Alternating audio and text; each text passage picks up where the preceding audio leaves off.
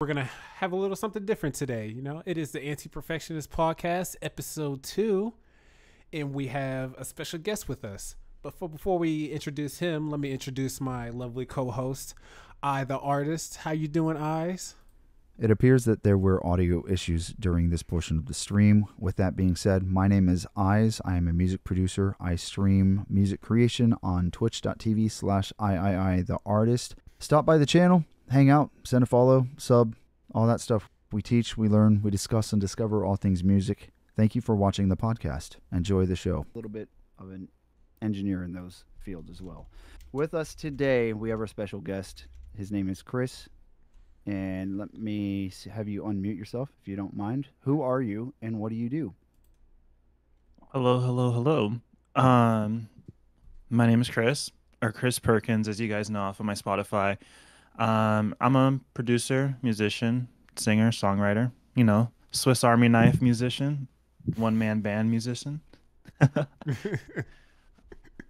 Like many of us have to be nowadays. Exactly.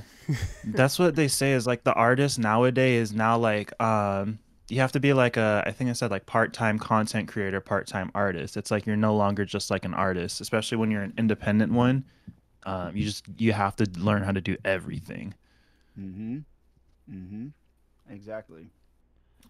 And Prominent, what do? You didn't really tell us what you did. I mean, everybody knows what I do, but I'll break it down for you guys again. I mean, I am actually in real life jazz musician. I've been playing trombone since I was about 10 years old, and I also play piano and the iwi as well. On here in the Jazz Lounge journey, I usually just do a couple of jams on my own, just making music off the fly, and then some nights we'll have community nights as well, where people and other members of the Anti-Perfectionist community can come in. And they can add on and contribute their own instruments with any song that we're making on that particular day, and it's always a fun time, So I'm always glad to be here. I'm glad that you guys are here as well too. Me too, man. Thanks for having me, Chris. Thanks for being with us. Do you want? Thanks for having me. Of course, bro. Do you want to kick it off with the first question, Prominent, or do you want me to set something off? Of course. Give me just a second. I have the questions right here.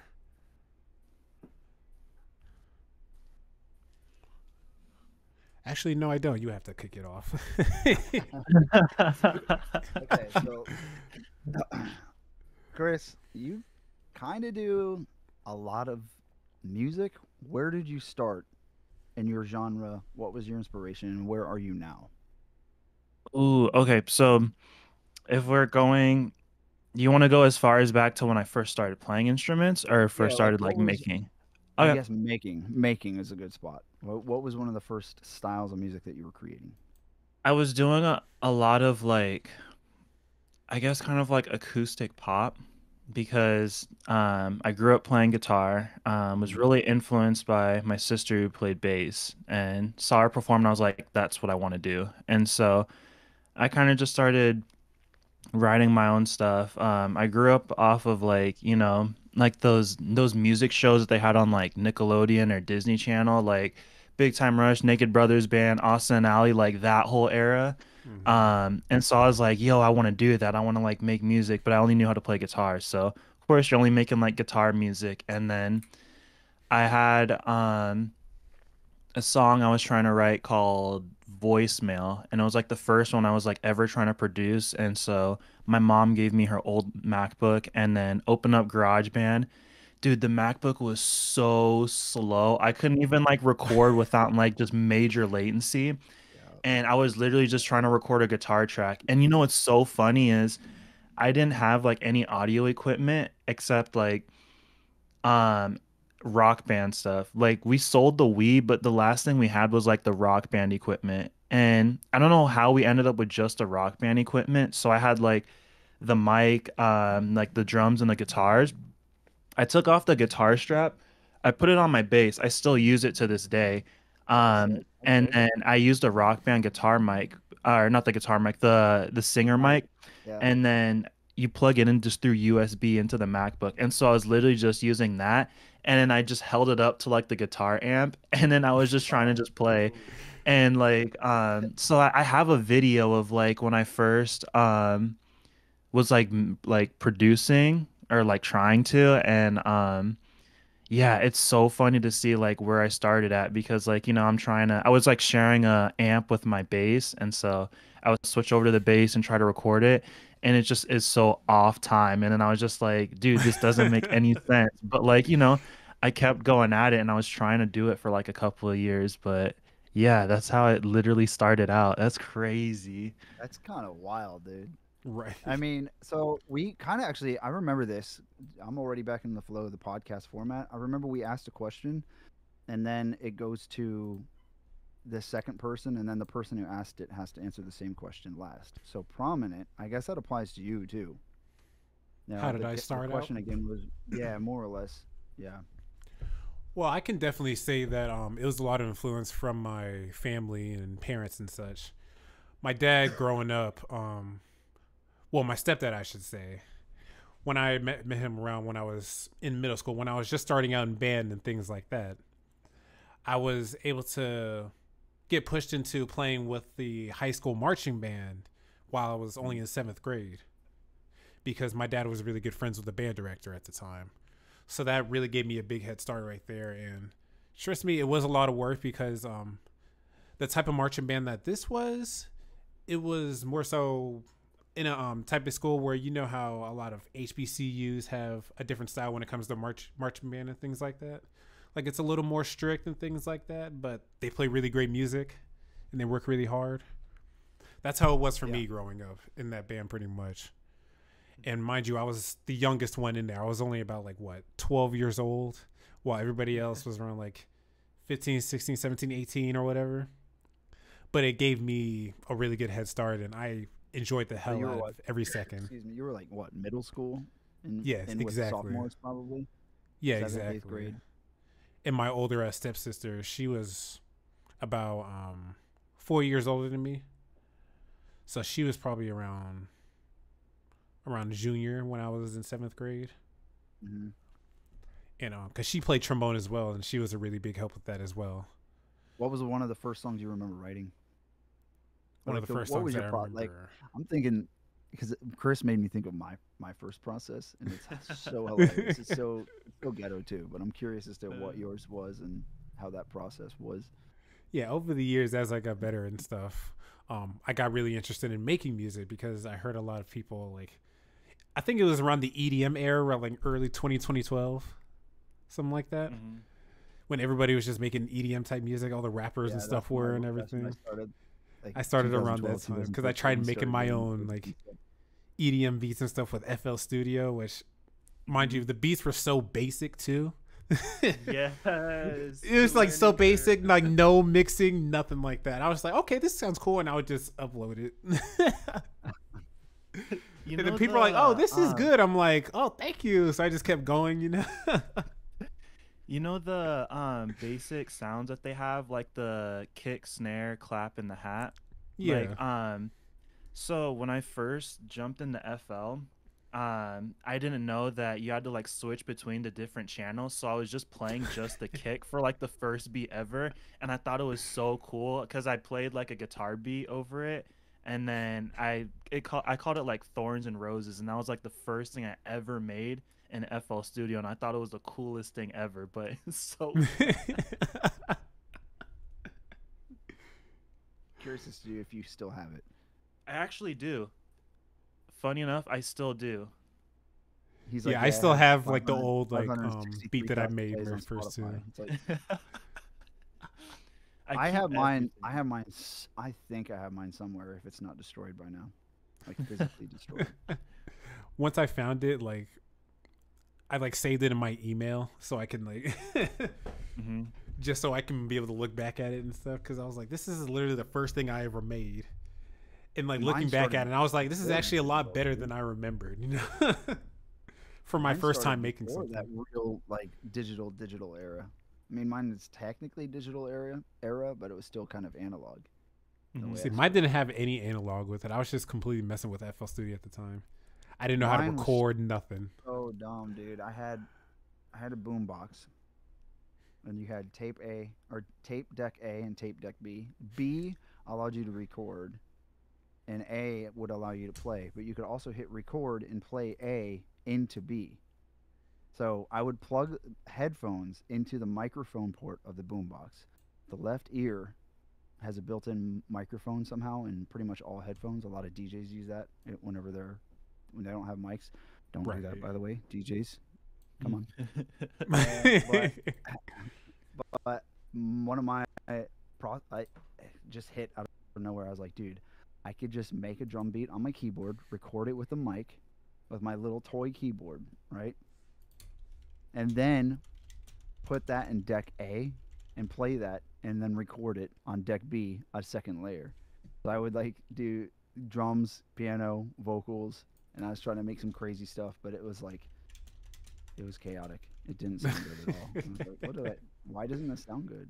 But and then I started with synthesizers and stuff like that. So, but here we are now with Ableton, the best.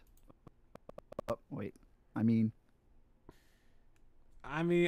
can't really say for sure. So, testing the waters, seeing what type of crowd we have tonight. Right, exactly. Yep. Hey, I think Soundbites would agree with me, and I think Harmfree would agree with me too. Oh, definitely. You know they would. You know they would. All right. Ableton is cool. I will admit. I got the had a questions buddy of up mine now. who made music in Ableton, and it's cool. But I forgot you use Logic, don't you? mm-hmm. Logic is actually, I'm pretty sure it's neck and neck with Ableton. I personally still prefer Ableton, but I think they're pretty much the same. They all pretty much do the same things, but some just do things a little bit more efficiently, more quickly. But Logic looks like it's kind of cheap because it's what, $250 or something like that. Yeah, it's like 200 flat, I think. But you don't account the price of a MacBook with that. Even if you exactly get the cheapest low-end MacBook, maybe you're spending $800. You have 8 gigs of RAM, 128 gigs of storage. That's like nothing. But you're still putting $800 into that, then $250 into a DAW, so you're still out $1,000. So it's their way, I think, of getting people into the ecosystem with a really solid DAW for music creators. Right, exactly. And I have used Logic one time before, but it was a long while ago when I took like an audio engineering class back in high school. And mind you, this was back in like 2011, something like that. So Logic was completely different back then, and I think that was like when I made like my first like true like own song, because during the holidays we our like final exam project was to make a cover of a Christmas song. So everybody got assigned like a certain Christmas song, and when they're like, okay, you got to make your own arrangement of this, make sure you do it this way, make sure you use this tool and Logic and stuff, just to make sure that we know have our knowledge of Logic and all that stuff. Did you like it? I did, but looking back at it now, just thinking about it, like the sound was so like unedited and blocky and everything. It sounded like an old like something you would hear like on the Sega Dreamcast or something. It's amazing how different a song can be with a good mix. Like I said it in my stream yesterday that a lot of the time I'll be writing a song and I love the song because I know how it sounds in my head. Then I start really recording it, putting it on paper or put it on audio workstation, so I actually start hearing it back. And then I'm like, this doesn't hit as hard as I thought it was going to be hitting, but I just keep trucking through it, and then I finally get to the point of where I'm in the mixing and mastering stage of the track, and everything just glues together and sounds so good. So stuff can sound like a train wreck at first, but whenever you really get a solid mix on it, you're like, oh, okay, yeah. Yeah, exactly. Soundbites knows. That's my crux statement every time. He's a Studio One, baby. All right. The next question I have for you, Chris, is what inspired you to keep going with music to this day? Like, was it something that drove your music to how motivated you are to make all of your songs and everything today? I think it honestly, it just really stems from the fact that I didn't really grow up with like a lot of like musically talented people that were accessible to me. And Right. so it was just a matter of like, just learning to do everything yourself because like I said, it's like I started off playing guitar and then like there was an era where like government don't come after me, but I cracked FL and then me and my buddy were just recording beats in there. We were like trying to freestyle and stuff. And so it's like he was like a rapper, but he wasn't doing what I was doing. And so like I was just doing like guitar stuff, trying to record instruments, and then I was like, well, I don't know anyone who can play bass, and so I was like, well, I got to learn how to do that. And then sooner after, I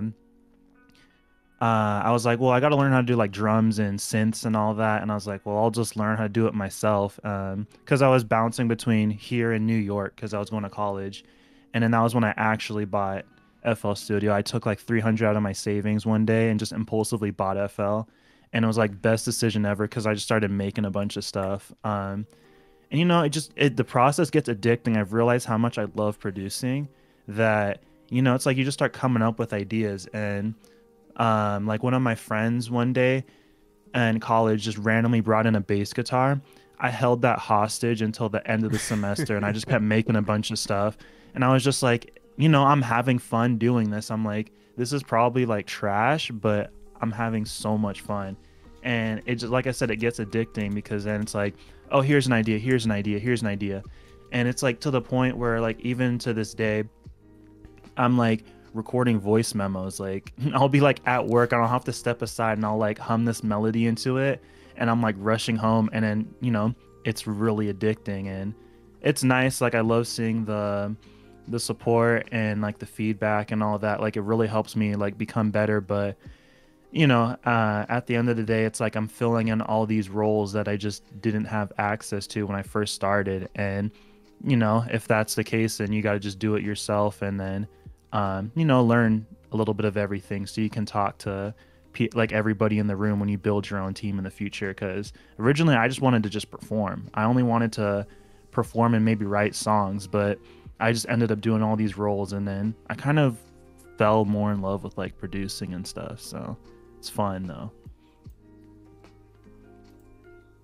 That's actually really cool. And it's funny that you brought that up too, because for me, as soon as I bought FL, and I just started going in, just like making songs just left and right, just messing around with the producing and everything, like it felt good just to be able to sit there and just actually learn about FL instead of just trying to make stuff off the fly without learning a single thing, And it's like once you hear something, you're like, oh my god, this is actually really good, and then you just keep going, and then next thing you know, you don't even realize it, but you're just practicing, learning how to produce on your own and just getting better.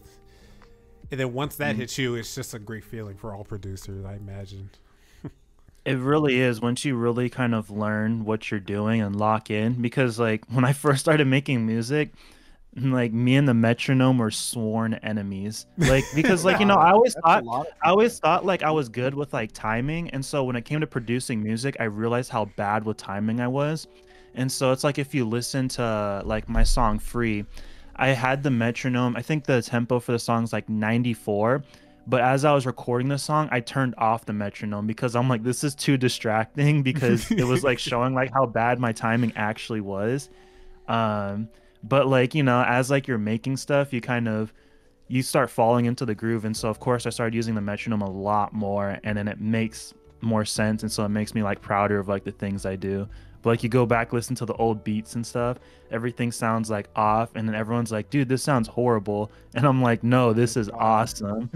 And you never know.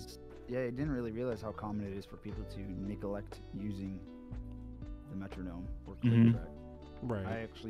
I told somebody recently to use it, and they did, and then they were able to pick it up extremely quickly.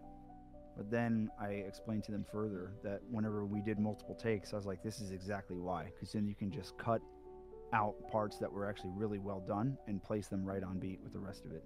And it's a consistent play every single time. And I don't know, I'm a firm believer in it. Some people are just so sworn against using one, but I never understood that either. Like, being a musician, it's important.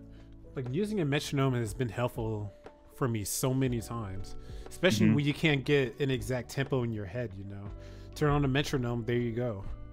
But even then, like even if you have an exact tempo in your head, I'll be playing at 123 beats per minute, and I try to keep that for 8 bars straight or 16 bars straight. You're almost always going to either go a little bit faster or a little bit slower.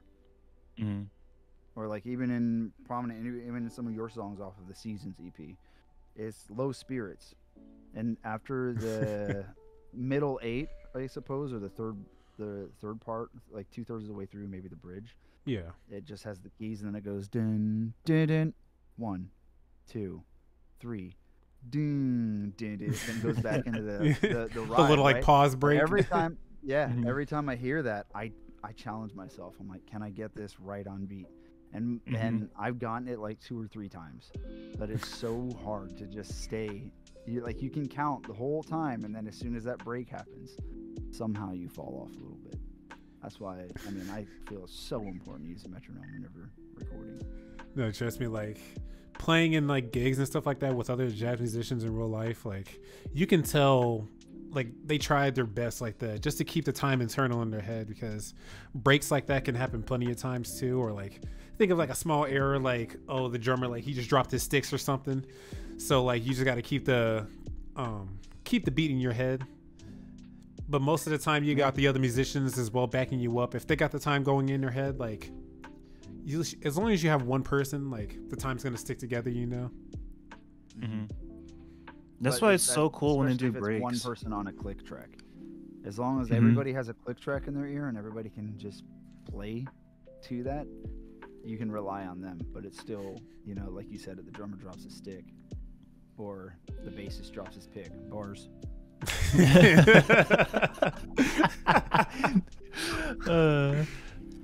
Yeah, but it truly is like a real challenge too, to have that internal clock in you. I did want to ask you. It's literally the key. I did want to ask you the same question as well, Eyes. Like, what inspires you to keep going with music today, and like what continues to drive you just to keep producing and just trying to just forcing yourself to improve, you know? It's honest. It's for me. It's my life's calling. I'm 30. I've done almost 31. I've actually done a lot in my life. I've done a lot of things that I wanted to do because I've, faced a lot of stuff. I got through all my demons at a very early point in my life, and until about the time I was early 20s, I was finally mentally sound and ready to go with everything. And then I was brave enough to try, moving from Ohio to California and living the dreams that I had that way, and trying multiple avenues with music, skateboarding, other things in my life that, for which I had passion. And then at some point I've had enough fun, and I realized that at one day out of nowhere, I just realized that I ended up still feeling empty-handed, and I realized that I thought to myself, like, what's the main thing I always end up doing? And it's always been music, because I constantly want to do it. And there have been times where I've tried to go into a music career and then was like, nah, I'm backing out of this. This isn't me. And then it's that enlightenment moment in your head where you're like, oh, well, maybe I've just been seeing it wrong this entire time. Maybe I've been trying it wrong this entire time. Maybe I need to allow myself to make more mistakes. Maybe I need to allow myself to understand that it's going to take more time than just a year. So I've set a 10, 20, maybe even 30-year plan for myself, and realize that at the end of every day in my life, music has been my life's calling. And I've never been more happy in my entire life, other than especially this year. It's so addicting and fulfilling. Yeah, it really is. And instead of going simple routes and trying to just take it easy with music and not trying anything new, I've really done everything that I can to tackle on anything that causes that little uncertainty or that little bit of fear, because instead of running from your fears, you're supposed to face them. So it's like, okay, cool. You know, instead of worrying about can I play those solos on guitar, it's like, well, let's fucking write one and then just go. Just write it and practice it until we have it. And then next thing you know, you have 3 songs with crazy solos in it. And, you know, you look back at all of your milestones and you're just like, huh, yeah. So for me, it's just, again, long story short, it's my life's calling. It's my life's work. And it's, you know, we all have the freedom to do what we want, but a lot of people mix that up with the freedom to do what you ought to do in your life. And for me, my life's calling is music, and it's sharing with people and helping other people, because it's not an easy journey, and I always just think I could do it alone. But you know, so I'm happy that you guys are here to make sure that I'm not doing it alone, because I'm trying to give back to you and everybody in the community just as much. And of course, a little bit of a long-winded answer, but yeah, just all of us being here together within the Anti-Perfectionist community has just motivated me a lot more in general, you know. Seeing everybody and seeing all the great musicians in here and how talented everybody is. Even just your chat yesterday in my stream, where you're like, fuck, man, I wasn't feeling like up to streaming, but, you know, I'm watching you and it's just, I'm motivated. And that just made the rest of the stream for me. Yeah, you were just sitting like casually playing, and I was just like, I want to stream now. I just want to sit and play, you know, like that's all I really want to do. Because I've been like sick all week, just like doing nothing. I'm just like, okay, let me get my energy back up, you know, because I don't want to miss out on making music and stuff. I enjoy it so much, and you guys just make it so much more fun for me. So. Yeah, and thanks for being a part of it. Honestly, I mean, it sounds like we're at the end of the podcast, but we're not. But genuinely, anybody's in here, and especially since I've been gone, that like I went on that vacation to see my family. That was about a month. Then this move, here's another month. But a lot of people continue their subs and are there to come back to the streams, and I really appreciate that. It means a lot, and it's nice to have a rock solid community of anti-perfectionists. Now definitely. I'm just trying to drill into everybody's heads, Chris, to not be so hard on yourself and just go with the anti-perfectionist concept. Keep it pushing, everybody. You know what I'm saying? And I think Soundbites is in the chat right now, as far as I'm aware. And that's one thing I noticed about him. He's just constantly putting out stuff. So that's dude, like, it's right there. Soundbites. Oh my god! When he first started streaming, or like whenever I first started watching him, he was just cranking out stuff, and just it was non-stop, man. Like, oh my God. Just like a straight up machine. I'm trying to get. Did like you guys that. hear?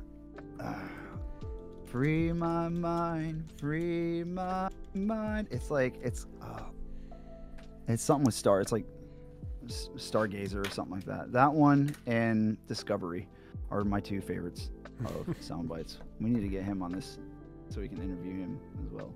I also love one of my favorites was Sheldon, the Wonder Snail. Oh yes. That one is so funny to me. It really is, though, but it's so good. Mm-hmm. Chris, one of your absolute slappers is "Tell Me Why Am I Still Thinking About You." Oh, I love that one, man. Dude, that song is so crazy how that one came about. Crazy, bro. It's insane because I've talked about it a little, but it's literally the power of like social media. I know everybody kind of like is social media, internet's very hit or miss, because like, you know, it can be a dark place, it can be a horrible place, but also it can be a tool to really help you advance and network and all that. And I'm really big at like networking and like meeting people. So it's funny because like in college I used to listen to a lot of Brockhampton, and so I ended up on like a lot of the Reddit forums of like people trying to recreate that whole like group collective and just make a bunch of stuff, bring a bunch of creatives together. And like over time, like they kind of like fell apart one by one. And so then I ended up like on TikTok too, just trying to find like people that I liked, and ended up finding a streamer and really talented guy. He's super funny and super entertaining, and he was just gaming.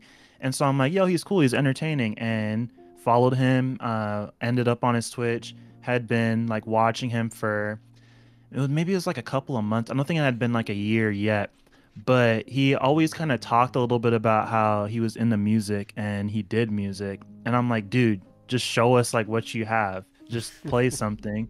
And so he had a stream last year, around June-ish, where he didn't know what to do. And so he literally just started playing music. Cause like, again, I was just like, yo, play us stuff you're making, like show us.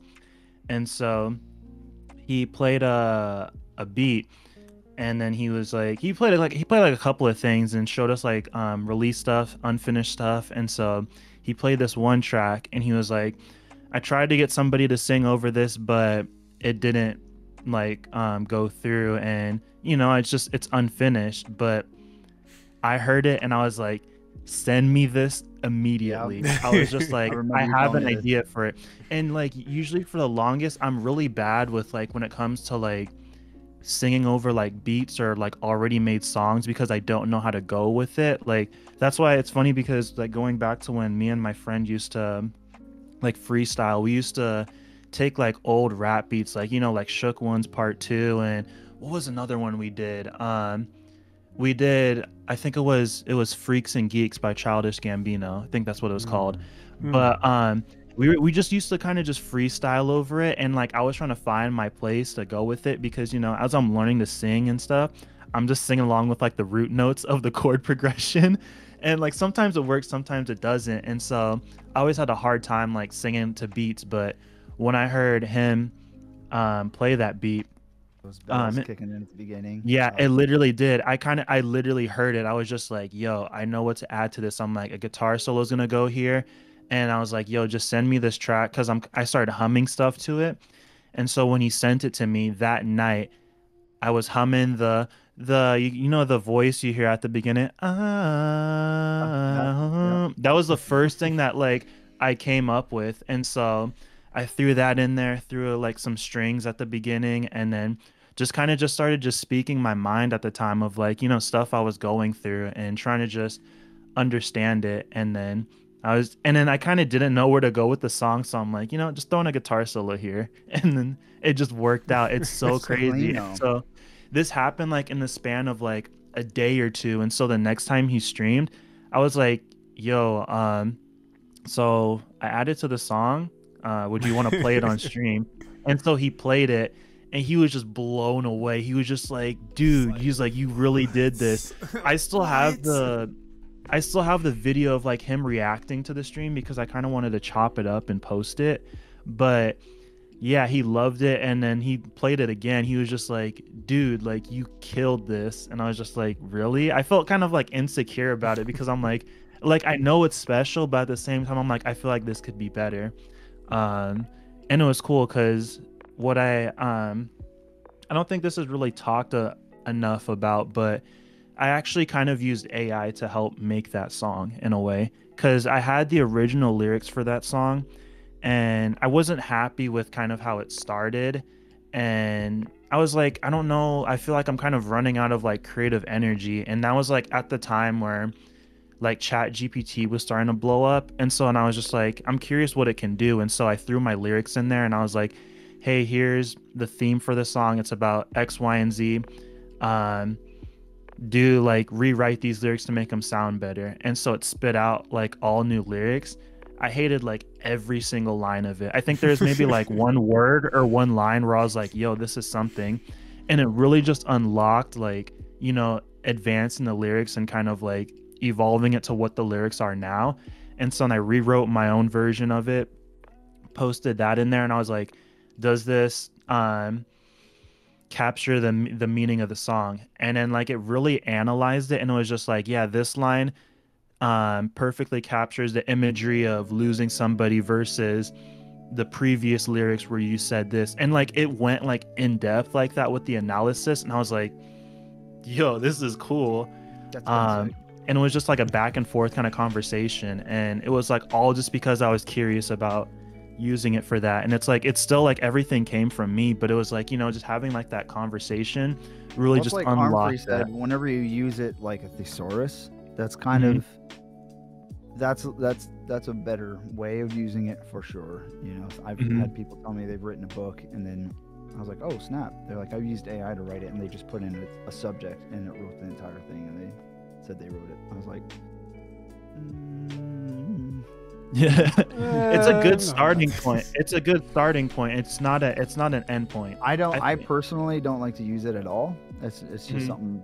But I mean, you know, to each their own. I mean, I'm sure at some point I'll find really good uses for it, because you know there's no stopping it. You know what I mean? So you might as well use the tools, stay up to date, and don't fall, you know. I'm usually really stubborn too about it, because I'm like, everything has to come from me. And but it also like it's also like my mindset though. Like when I can't remember something, I don't use my phone. I force myself to remember what I'm trying to remember. That's cool. Because then it can take even a couple days, but I finally get it, and then it's just a good exercise for my brain. And I believe in the long run, it helps me with my creativity, with writing and stuff like that. So I mean, but I'm not. That's like a separate topic. AI with these stories. My bad. No, I get it. It makes sense though. I'm not trying to flex, but I just think it's important to keep using your brain. So you just did essentially. Most when definitely. You said you used AI. I thought you meant like, you just wrote the lyrics all through AI, but you used it as an extension. You know, as a tool, which is good. Yeah, and that's the thing too, is like I didn't want to start leaning on it as a crutch, or like really just use it or like depend on it. I was just like, you know, this is kind of like I want to see the capabilities of AI, and I was curious to see if it could like process like lyrics if I put it into there and like do stuff with it. And it was kind of surprising, like just to have like a conversation with it. And it was like it was almost kind of like a form of like catharsis of like kind of like what I was going through at the time. But and so, but like I'm still like to this day, like everything else like is just like literally just stuff like that I've written, and then just really just trusted my brain that like, you know, when the time comes, like I'll fix up these lyrics, or like the idea will come if I just wait for it. And that stuff usually happens too, and sometimes it's a long waiting period.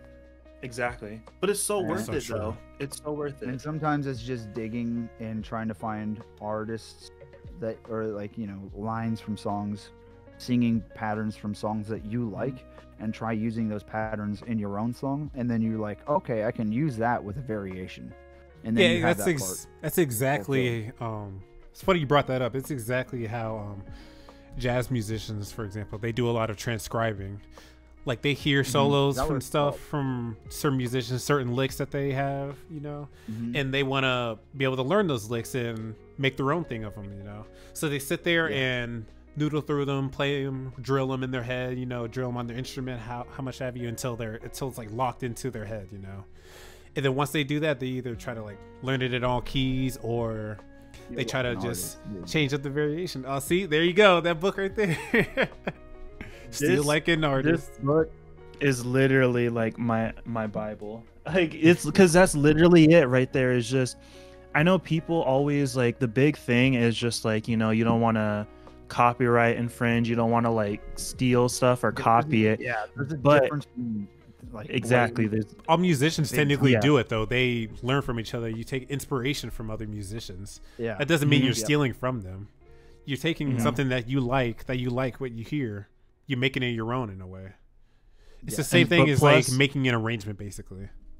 Exactly. And plus, it's just like the imperfections of you trying to replicate it. If you kind of own up to it, then in a way, it just becomes your own style in that way, because you become kind of like a derivative of like what you're trying to emulate.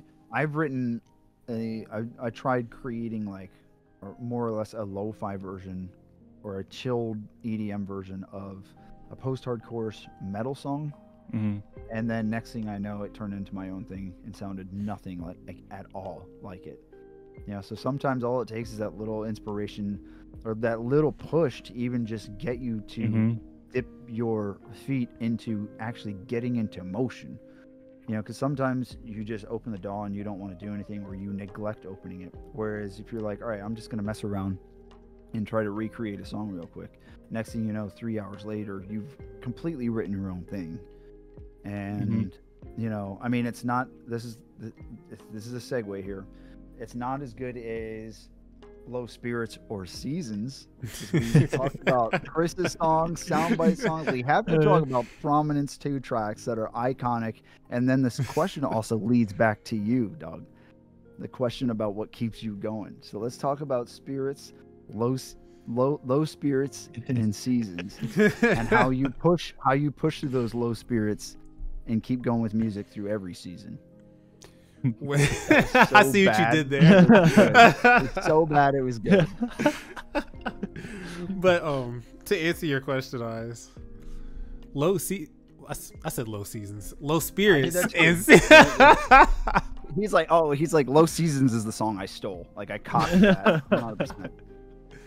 No, but Low Spirits, that whole like EP, it just kind of came from just a big transformation that was going on in my life literally about 2 years ago when I had first moved out here to Louisville, Kentucky, being from Atlanta. And when I was writing those, like, this was around the time where I was adjusting to life on my own, trying to really get myself into my music because I actually had the time now. I had my own space to do so and everything. And when I started writing and making clips and stuff on TikTok, when I first made an account those 2 years ago, those couple of tracks are what came of it. And believe it or not, Low Spirits went through so many changes over the years as well. Because I first wrote that about a couple of years ago before I even came out here. And it was a whole different song. Like, it was a lot faster and things like that. But then I started messing around with it. I slowed it down, added that little melody in there. I sing that so much stuff in my personal time. You have no clue. I know you use it so much now, and it makes me so happy.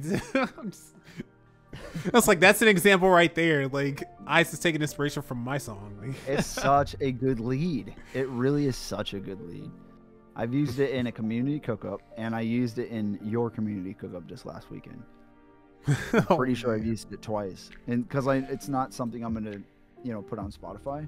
So I'm like, I think this is more. If Prominent hears this, he's gonna appreciate it. No, what really that's a good lead. What really came out with Seasons, however, was it started out with my cousin having an idea, and he was like, "Oh, I made this one night. Let me send it to you and say, what do you think?" And originally it was just a guitar and him rapping over it, and the song was in a whole different key too. So what I did was turn the key down. I kept the guitar in there, and all the other instruments I added in there on my own. So I was like, this could have a lot more, diversity and dynamic to this song, instead of just being like a plain regular like guitar piece. Because that's how it sounded to me at first, and I was like, it sounds nice, but there could be more with it, just to get people invested into the song. So at what point, with, I guess, switching and still staying on the subject of your songs, at what point with Dr. PC did you decide this isn't a community cook-up anymore? This is a legit full-blown song that's going on Spotify. Please talk about this. Please, this is my song. This is my jam. Because I sent in some vocal stem. Figure didn't have time. He was on his way out to pick up his brother, which he was like an hour late. What I mean? So, like, what was it? Was it just for the, for the respect of his brother that you're like, okay, I'll put out the song, or like, I don't know, what was it? Honestly, it was me wanting to start like making songs around more jazz standards in general, because I wanted to stay true to being a jazz musician at the end of the day, and I didn't want to steer away from that, because I know a lot of musicians nowadays that are big and famous, a lot of them tend to steer away from their roots, and their music tends to go a different direction than they wouldn't expect, or anybody wouldn't expect. But for me, I wanted to be able to stay around a certain area where I'm comfortable, but still know where I came from at the end of the day. And Dr. PC, that came from the original jazz standard Mr. PC by John Coltrane, which is a lot faster, and it's in the same key too. So that song normally goes like da da da da da da da da da da da da. It's like a fast swing song. So it probably helped that I have pretty much as far as my recollection goes, I have no idea what that song is or how it sounds. So I just wrote some vocal piece on top of it as well as Figure. I don't know if Figure's heard it. So that probably completely transformed it as well. Your vocals, I can definitely say they transformed it. That's what put the icing on the cake for me to make it just a full blown song. Because as soon as you sent those back, and I put it in the song and I was listening to it, like I was just like, oh my god! Like you remember my reaction on stream, how blown away I was and how good it was. I still see it every time, pretty much in my head. Maybe I'm over exaggerating a little bit. I see it frequently in my head. When the ooze hit, you're always like, dude, the ooze. There it is, right there. Right there. The ooze. That gets me every time I listen to it, still to this day. Oh, that's sick, dude. I appreciate that. And then I always want to end up just singing with it. And I'm just harmonizing with you the whole time. Every time I listen to that song. I always want to sing it. I always want to sing it too. But like I said in episode 1, I feel like the lyrics are backwards. Just at that one spot. I feel like they still fit pretty well though. The singing like should have been first, and feeling like should have been second. But I did feeling like and then singing like. Weirds me out for whatever reason. I sing it wrong so often. It doesn't really matter, I guess. Yeah, then with Dr. PC, once I got the idea going, I slowed it down. I don't know, that's why that's like a natural thing for me just to slow songs down, because I just like that slow groove with a lot of tunes. And Dr. PC, it just fits so nicely. And then once you threw your lyrics in there, and then once Figure threw his vocals in there too, and I was just like, oh my god, this song is too good. Like, oh. Fat Loud redeemed a stretch fool. I guess we gotta stretch now. Yeah, we've been sitting for like an hour. We should leave it. We should leave the next question. My suggestion. I'm just a co-host today, but I suggest maybe allow Chris to ask his questions. I know he has about. Oh, definitely. 2, maybe 3, and we have to. I've been like writing a couple throughout. He's came prepared today. This is a discussion. What up? We're all interviewing each other. Thank you for the stretch, Fat Loud, and thank you for the hydrate, Cat. Good to see you. I have to pull my shirt down so you guys don't see my stomach. That's OnlyFans content. Everybody else in the chat, stretch as well if you're sitting in here, chilling with us in the Antiperfectionist podcast. Chris, fire away with one of your most important questions. Go ahead. Is it for both of us or anyone in particular? I only have this one that I want to direct. Actually, no, I'll save that towards the end. I'm gonna talk about one that's more around the topic that we're all talking about. So what do you guys do with the song that's too similar to a song that's already out?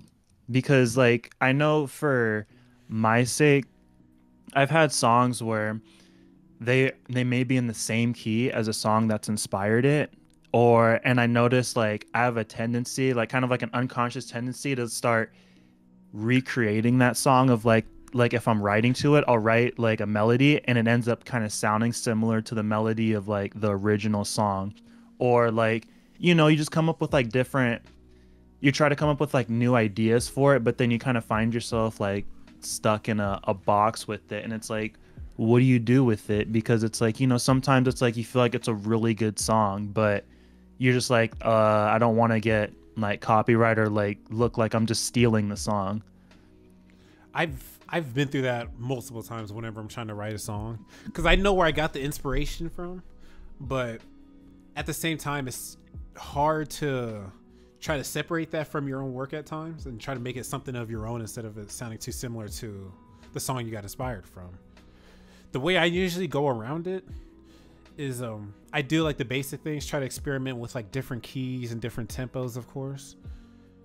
And that usually gives me a bit of a start to be able to go around and try to do something different with it. And usually, I never really have to think about it too much, but if it's like a really similar song, what I'll usually do is change the style of it. So, like for example, like there's a couple of songs that, like say for one you have like a pop song, for example, that you really want to try to make a cover of or something. And if you can't really, or if I wasn't really able to steer away from that and make it a legit cover instead of just it being the same song, I would change the style to like bossa nova, you know, or like a jazz ballad or something like that. And that usually gives me a new perspective, and I can go from there.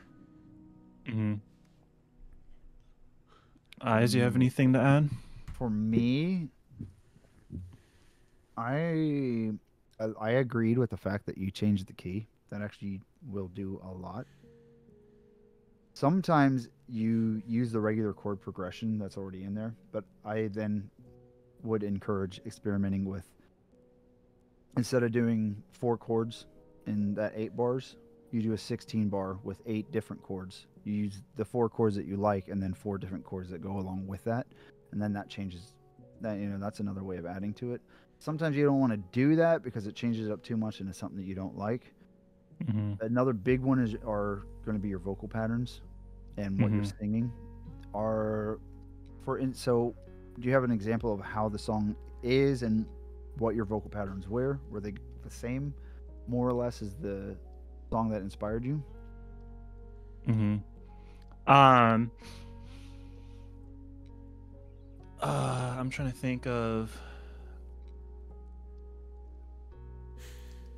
Yeah, and so like I usually how I write songs is like I'll write it my own. I'll just write kind of whatever to it, and then because I have a song that I'm working on, think the title for that one is like I think it's for the best, and I was writing it, and then I was like, okay, like I'm humming to it, and then like by like some odd chance I heard like a Maroon 5 song I haven't heard in like years, and then for some reason I was like, yo, this actually kind of sounds similar. And then like I went back to like work on the song, and I was like, oh, I have a new vocal melody idea. And I was like, wait a minute, this is the vocal melody for the Maroon 5 song. And so I'm just like, now I'm just like, now it's like you kind of like are like, okay, well, I don't want it to sound like this, and I don't want to just all my new ideas just be taking from this song. And so usually like what I've done is like I just try and just stay away from like listening to like the song or anything, just to see like what original stuff I can create and try to make sure like it's different, if that makes sense. Yeah, that makes perfect sense. Yeah. Have you ever tried challenging yourself to listening to it a lot while you're writing the song? Instead of, like, it's the same analogy of fear and running from fear. You shouldn't run from your fears. So if your fear is writing exact copycat of the song, maybe listen to it and pick out where you think they should have done differently. And then you get used to that, and then you write what you would have done in the song. And then next thing you know, you have different parts, like 7 different parts of the song that are completely different. And then it's your own thing. That's actually kind of how Champagne Kisses came about. I don't. Yeah, I that haven't copied really. my song. You know what? Let's talk about it. That was my song. I haven't talked about like that one really, but when I was first writing that song, I think I was playing it. I was like literally figuring out like, okay, I know I want it in the key of like C sharp is what it is, but I was kind of just, I had the chords, and so I was kind of strumming to them, and I was like, I don't know how I want this song to come about, and I was kind of singing to it, and there's this other song by this artist. I think it's called Tainted Love by Isaac Dunbar. Really great song. But he posted like the original like demo of it from like years ago, and it sounds completely different, but I just absolutely loved the bass groove in it, and I kind of like the feel of it. And I was just like, but it would sound so much better to have like guitars and then kind of like doing like my own little stuff to it. And then like before I knew it, is like I had like the instrumental like foundation for Champagne Kisses of like, this is kind of like my take for how I would go about it. And then like, just meshing the ideas with the original version of Champagne Kisses with this new instrumental. And it's like that, like something like that was like where I was able to like, fully embrace like my version of it. And then sometimes too, like if I listen to like songs that inspire my music, I'll realize like how much different my version is than 100%, their dude. version. Because it's like you think like, oh, this is super similar, but then you realize, wait, no, I have a different vocal melody, or I went about this in a different way. And that's just, that's just what happens. Like you said, it's just a matter of like, attacking the fear head on rather than like running from it. Yeah. And like adding to that, Fat Loud encapsulated, and I pinned the chat just so you know, because it was an important response to what we were saying. It was so rock solid. Fat Loud's a genius too. We need to get him in one of these interviews as well. Oh, definitely. But the idea of taking multiple songs, instead of worrying about copying a song, take other songs and be like, all right, I'll copy 4 songs into this one song and make my own thing. And then that way, it's just a whole mashup of ideas. And yes, so it's another way of being completely original. That's what I do. I started and bring up that topic. I started a new thing of like on Spotify. I just fully embrace like the reference tracks or inspiration tracks, and I group them together in a playlist. And then I just listen to that when I want to work on a specific song. And so it's like I have like 100 playlists now of like just for each individual song I'm working on right now of like, and it's funny because like the playlist will range. It's like one playlist will have like literally like 2 songs, another one will have like 10, and it's like, you're just you're marrying like all these ideas together to create like an original sounding song, and that's just the reality of it, and it's fun. It really is though, because I have so many playlists that it helps just like, okay, I like this song, I like this style of songs right here, let me make a playlist out of it. It'll help me give me some ideas later on, I don't know if I've done that. What I typically like to do is, for me, my what is making me think is I have a note of lyrics that just pop into my head, just one-liners, just real quick. Boom, I like this one. Boom, next one, write this one. I date it, timestamp it, just so I have it, and then I can cross them off if I ever use them. But if I'm ever feeling stuck in a song, I can reach back into some lyric blocks that I really, really liked and thought are solid. And I don't know, it's just ideas to reference at a later time. That's a fun one. I guess I'm gonna move on to the next question if you guys feel good with this topic here. Yeah, I'm good. I think this is a good one, and hopefully we each have our own answer to this. I won't. I think we will, but I guess more or less I hope that we all, whatever our answer is, it resonates with people. This is a new one. I wrote this one down. So, where do you find that you struggle most, Chris? And that could be in the mixing process, in the inspiration process, in the mastering, writing. Where do you find that you struggle most, and how do you find ways of getting out of it? I struggle the most. Everything. I'm quitting. No, like. He said, "Thanks for having me on the podcast." I'm done. This is too personal. I gotta go.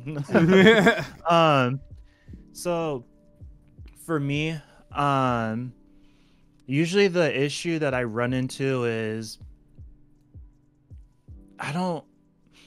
I guess maybe it's like a mix of, I don't know if these two can be meshed together, but it's kind of like mixing but like sound design, because I realize whenever like I create something that it sounds so different from what I hear in my head that a lot of times it scares off the inspiration, or it scares off like the excitement or potential to like release a song, because I find myself thinking too much about, okay, well, why doesn't the bass sound like how I want it to, or like this tone sounds off, or like how do I get out this sound idea, and it's something like I'm actively working on, which is why I'm trying to lean into using like reference tracks more, and like understanding of like recreating songs can help too, because it helps give you more tools for like how to find new sounds or perfectly capture like the ideas in your head. But I know like that's something like for me that I'm working on to like help with like mixing and like finding like the tones that I like, and being able to articulate what it is that I'm thinking of. So like, what's one of your go-to methods for kind of getting over that? A little bit. Or are you like still trying to find that? Like I said, it was like making the Spotify playlist because I started doing that for like songs that I've been working on. Because I have this one song. What is it called? Wow, I literally forgot the title of it. Dude, are you an artist if you don't forget your song titles? But oh, that's what's called Wasting My Time. And it's like this heavy, like rock sounding song. And I was like, I made like the It's called first wasting my demo. time on this podcast. Dude. And Okay. so when I first made it, it was like, I like it, but it doesn't sound like how I envisioned it. And so then I just went into like my favorite songs and then picked out stuff. And I was like, I like the bass tone in this song. What did they use? And then just did whatever it took to find out like what they use in the song, or just how to go about like finding how to recreate like, a bass sounding similar to what I want. And it's just diving in and honing in that sense. And so I started really kind of getting like analytical and surgical with my songs of like, okay, what exactly doesn't sound right? Okay, say the guitar doesn't sound like, okay, what type of guitar sound am I going for? Oh, this like Prince song captures it. All right, let's go look into this Prince song. How did they capture this guitar tone? What did they do? And then you go into that and you kind of go down a rabbit hole of like, maybe there's a YouTube tutorial, maybe Prince has talked about it, or maybe you find the producer themselves and you ask them, because I've gone as far as doing that. Like that's how I've connected with some musicians, because there's a Texas band called Bad Lives that I follow. And I just straight up asked them, I'm like, yo, how did you get this bass tone for this song? Because it sounds like you use like an SVT amp, but I don't know if you did it DI or if you use like a pedal or whatever. And then he like messaged back like pretty quick. And then he was just like, oh yeah, I use this guitar pedal and use like compression and all these settings. And literally it helped like unlock it. So when I went to work back on the song, I'm like, okay, this is what I should be looking for. Sick, man. That's so sick. That's community right there too. Yeah, and it really goes to show, because it's like, people are kind of scared to like, talk to people or feel like people are unreachable, and it's easy to get caught up in that. But like really, people love to kind of talk about it. If you show like a respect and support for like what they're doing, they're more than willing to talk about it. And so there's so many times where I've reached out to like my favorite musicians and just to like ask them something about their song, and they respond so quick and they're like willing to help. And it's crazy because it really is a community, and that's why I like to just emphasize that of like, everybody has resources that can help you.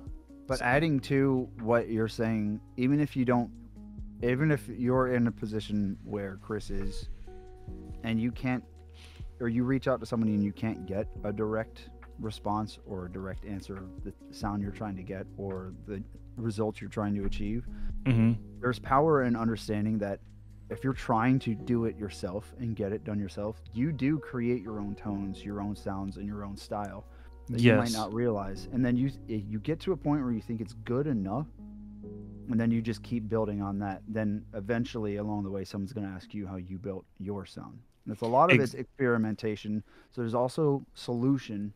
You find solution in the things that you're trying to achieve when you don't have a direct answer. And that's why I said it's all about the imperfections too, because it's like, I try to recreate something, but with the way that I do it, it's imperfect because it's not an exact replica, because I don't have access to the same resources. I don't have the same knowledge, or I may not even be going about it the correct way, but my version is what makes it. And that's, sometimes like you said, people can get inspired by that. And so I feel like which is really crazy with like the years that I've been making music, just like last week, I feel like I finally developed a good bass tone, and I feel like I have the power to now like work with like recorded bass, and I don't feel scared to. Did the bod thing help you when I sent you? I send you that plugin? Yes, you did. Yeah, the bod I was playing around with that. And then I also just like played around with just like a bunch of stuff. And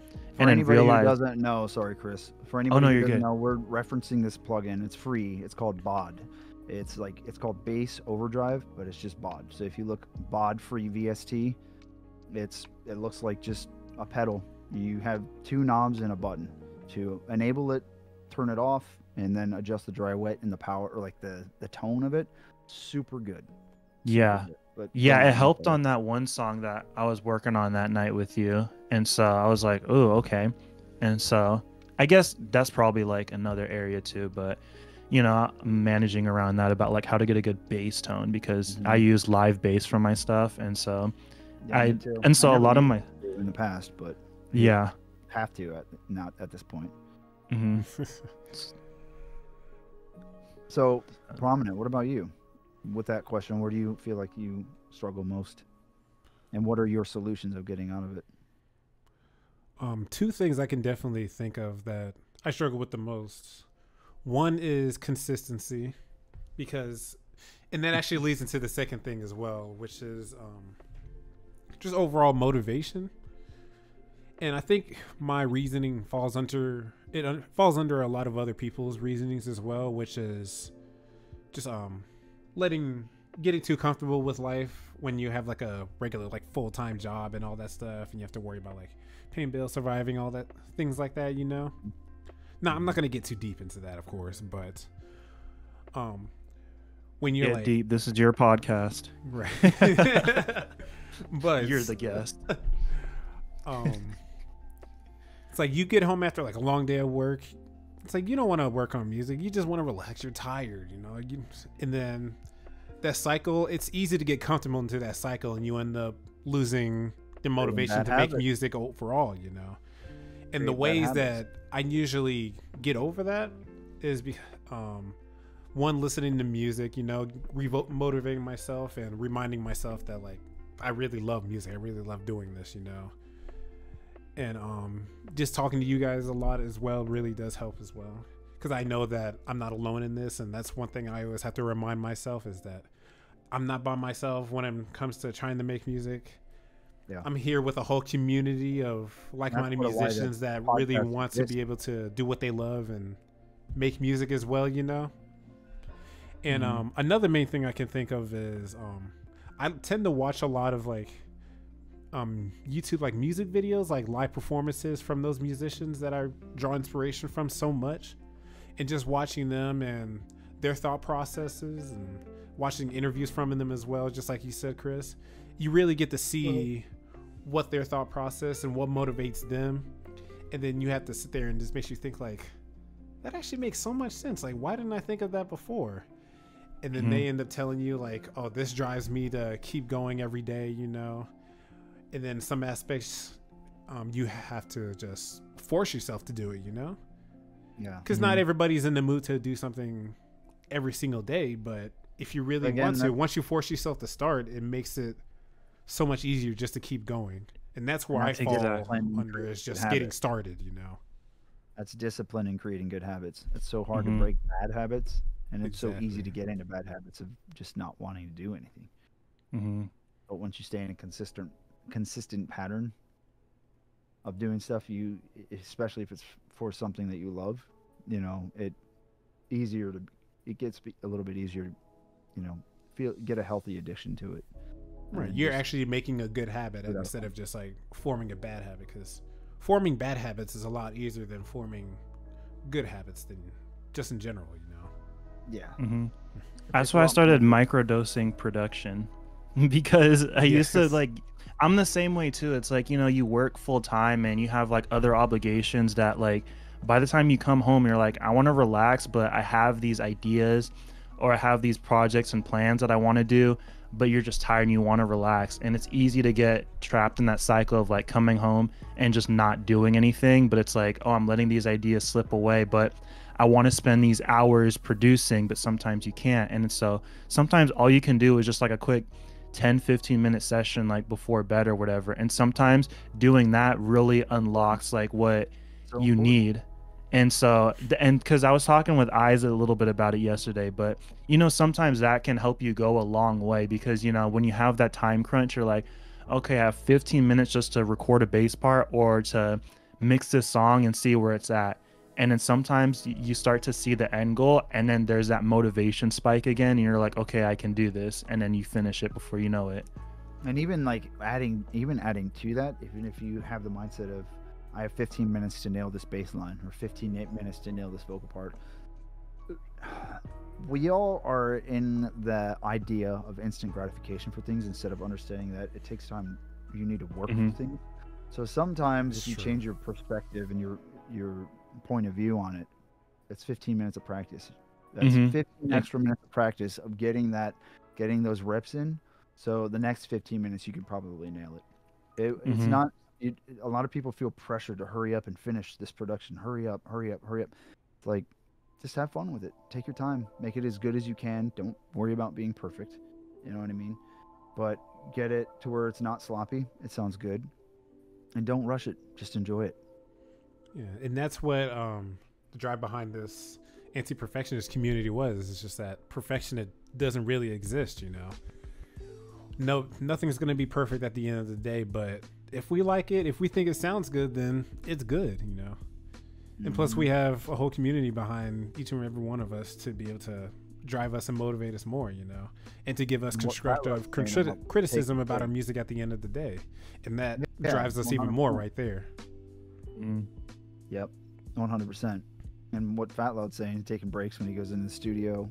You know, sometimes Yeah. you just get rushed with ideas. And whenever I feel that moment of all these rush of ideas coming in, I'll just record just spots in the production, just ideas, and I can mute them later or whatever. You know what I mean? So I mute them and then listen to them later and see if it fits into the song. But I don't know. It's a lot. Yeah. There's a lot to it. Chris, did you say you had another question for either of us? I think we have time for like Yeah. one or two more questions. I I didn't realize it was almost an hour and a half. I know. I was like, dude, time's flying by. But hey, Really? We can keep going, but you're the host. You decide whenever you want to. yeah. What is the one moment like you knew you were dedicating yourself to music? That's actually a good question. And it was for me when I actually was able to like perform on stage, not by myself, but with a couple of friends for the very first time. And just being up on stage, being able to play. Like the first time I was scared shitless. Like I didn't know what was gonna happen. Like I'm like, okay, I gotta focus. I gotta make sure I don't mess up any notes. I don't want to mess this up at all. You don't know who's watching, all that stuff. And I was throughout the middle of the performance, it hit me. I was like, I'm having fun. I'm having so much fun right now. That's all that should really matter, you know. And then once that realization hit my head, people could tell I just like loosened up a little bit, and I just started having a lot more fun with it. And then after that performance was over, people came up and legit told me that and were telling me, oh yeah, you sounded really great up there, man. You should keep on doing this, you know. And then people kept telling me that, and then the more that I did it, I just had a lot more fun with it every time. And I still do to this day too. Like just performing on stage, performing here on stream for everybody throughout the Jazz Lounge journey, and having everybody just sit here wanting to listen to my music and everything. It's just, it really motivates you, you know. For me, Eyes? what the question was, when did I find that I was dedicated to it? Right? Yeah, Yes. or like what moment did you decide to like dedicate yourself to music, or you're like this at like the moment you're just like, music is what I want to do, music is a passion, it's the only thing or whatever? Like I said, I've been producing for about 18 years, and only last year was the moment it finally hit. Really? Yeah. Oh wow. Kind of goes back earlier to the conversation that I was saying. You know, I've done a lot of things in my life.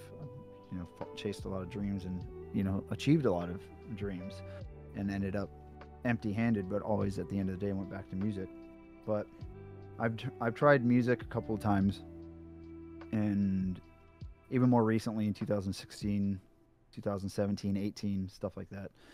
I was really trying to break out into the EDM scene, and at some point it just wasn't for me. I realized the scene just wasn't, I didn't feel like I fit into it. And I wanted to start making music that was not EDM, but I didn't know where to go, what to do, or how to even begin. And at some point, I just got tired of making music in general. I got even tired of the perfect quantized tracks. Everything being perfectly quantized, perfectly in key. Everything sounded electronic to me. And at some point, I went through one of the last I guess fun things that I could, and then I realized I just had nothing else because it wasn't making me feel fulfilled. And then I realized it is music. You know, I can't stop doing this. It's about time I kick it into gear and actually start making the stuff that I want to make and learn how to do it and understand that it's going to take work. But the moment of realization is truly whenever I just didn't care anymore about what people thought, what I was doing. You know, there's always that care and hope that people are going to love the singles and the songs that I release and stuff like that. That's always there because it's a driving point. But it was a very freeing. I'm not too concerned about having to fit into a specific spot anymore. If people like it, they will flock to it. They'll be there. I'm just going to keep going because it's everything to me. And then adding to that, I also realized after finally releasing my EP that I released in March or May, Are You Listening? That EP. That was the last time I was so focused on perfection. Because I realized at that point, I was like, I can't do it. I keep doing this thing with music where I'm sitting on it for 5 years, 3 years for this song, 5 years for this song. I can't do this anymore. This is too much. It's never going to be perfect. And I've always told myself that on my previous 3 records, but I finally grasped the idea of like, hey, it's good enough. Release it because the next one's going to be better and I'm going to have better techniques by then. Because if I don't release this, I'm not going to learn anything. Exactly. If I sit on these 3 tracks for years, I'm not going to learn anything. Guy Like That, the latest release, I think it sounds absolutely awesome. I'm so happy with how it sounds. It's such a good song. Right? And it's well produced, I believe, but there are things in there that, yeah, I'd probably, you know, go in and change if I had the ear on each individual track. I'd hear some sort of weird warping or some weird way I played something, but I just decided I didn't care anymore. And it's not, I don't care about music. It's, I don't care about that internal demon that's telling you you're not good enough. I faced it and said, I don't give a shit about you anymore. I'm releasing this. And that actually applies to the last question that I had for you guys about where you struggle most. And for me, it was that frontal lobe, those thoughts in the front of your head all the time. It's about having them and knowing that they're never going to leave, but you push through it anyway. And that's how you become a stronger person at the end of the day. Exactly. So I released Guy Like That. It sounds great. I love it. The next forthcoming song, which I'll be announcing as soon as I can, it's gonna hit just as hard. And are there imperfections in it? Hell yeah. But like, I mean, I'm not worried about it. It sounds good enough. Good enough is perfect. That's perfection. Is good enough in being able to walk away from something or, you know, move on from it. That's my opinion. So finally feeling free in music and not so stamped down and locked in a box or cage or a certain style or perfection. When I realized how freeing it is and how much it really is everything in me, and again, is my life's work, and that it doesn't need to be that serious. Because my life's work is only here for a certain amount of time. Just make it fun. I just do it. Now I'm attached, dedicated, and who knows how long it's going to take before things take off. I really believe they will. But you just keep going because you love it and you enjoy it. That's what it is for me. And I meet a ton of great people along the way. All of you guys. It's a little bit long-winded again, but you guys get me on these tirades when we get into some serious questions like that. I do want to say one thing though. I did want to ask you guys a question because this just popped up in my head now, and I'm curious if you guys experienced the same thing before. Have you guys ever, I guess, experienced a moment within your music where whether you're creating or recording or playing something, have you ever experienced that feeling. I guess a lot of people call it the astral plane. When you just kind of escape. Yeah, when you escape into that just your own world of music, and then as soon as you get out of it, you just feel like you, I guess, leveled up a little bit. Yeah, I get that every now and again. I was playing yesterday in the stream. I was working on those 2 solos, but the day before, and I was struggling yesterday. People can watch the stream and they could probably tell because it was the same thing on repeat for 2 hours. But thanks for just hanging out with me. Appreciate it. It's how it is in the studio. But the day before that, I was just shredding. I was like, okay, how are these parts just so easy to me now? Part of it was maybe I wasn't playing to a metronome or playing at the actual speed. Sometimes when you actually play faster, it's easier because you can just go a little bit more sloppy. And when you're recording, it has to be done actually correctly. Right. But I don't know. It's just I have that where I'm like, oh, let me pick up my guitar. I know I have to go to bed and like now, but an extra 10 minutes won't hurt. And then here it is, an hour and 15 minutes later. I'm like, well, I'm not getting 8 hours tonight. Oh well. Yeah, who cares? It was worth it. What about you, Chris?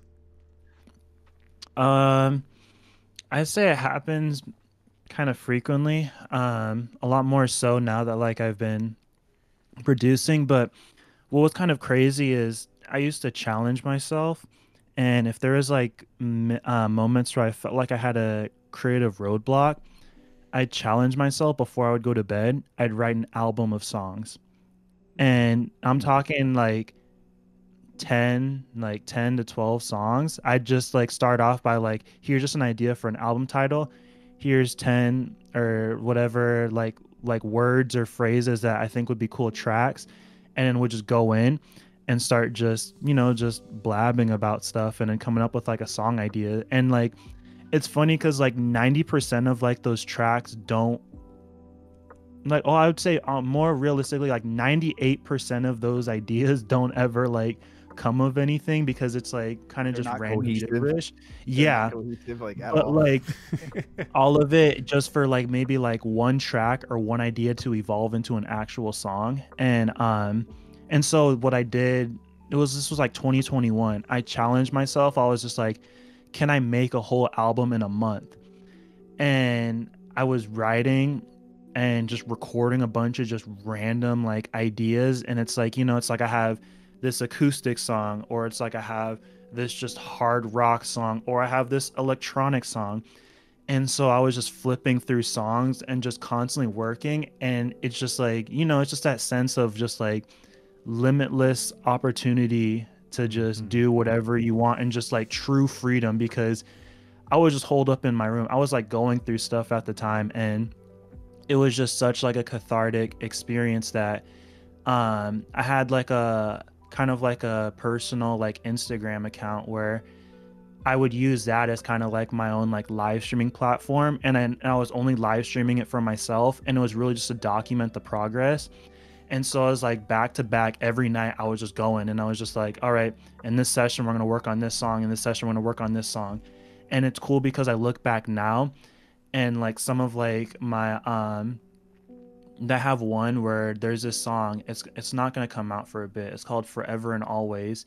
But there is a day where I unlocked the guitar solo in that song, and just listening back to it, it's crazy because usually like as an artist, like you spend a lot of time listening to your songs, but when there's a song that you just visualize and you can just really, it just really pulls on like your emotions and all that, you have something special, and it's like you've connected in some spiritual way, and there's no other way to like describe it. That's why I've always said this is like my best song I've ever made, and it's so special. It's so unmatched. And I love when you write something and then you go back to it a day later and you have to relearn what you did. Yeah, it's so bizarre, man. You write something so outlandish and you're like, this is so freaking sick. And then you're like, how did I do this? Let me learn these chords and these right, relearn the chords over again. And then you just play it on reps, and then you just play it. Yeah. It's so crazy to like have those songs where it's like, if it's just kind of like that state of flow, and then you just build something up like in the span of like hours or a day, and you go back to it the next day and you're just like, I literally don't know what happened. That was like an out of body experience. Like I something love came it, into dude. me, It's and such the best it's feeling. I It's love that. magic, it. bro. Oh, It's gosh. magic. hmm It's It's truly something so special. unmatched, and that's why it's just like I love doing music. I knew that I was like giving myself to music when I turned 16. I was just like, I'm gonna be serious about this. And my first challenge was learning how to play. One of my favorite bands growing up was R5, and they were releasing an album at the Ooh, time. I And I was love like, that. I'm gonna learn how to play this on guitar and just learn it without like asking my guitar teacher. Just learn it by myself, and then get my guitar chops up then, and just start being serious about music. And so I was just like, I'm gonna one of these days I'm gonna get big and be able to thank them for inspiring me. And so started like seriously writing music, and then got into production.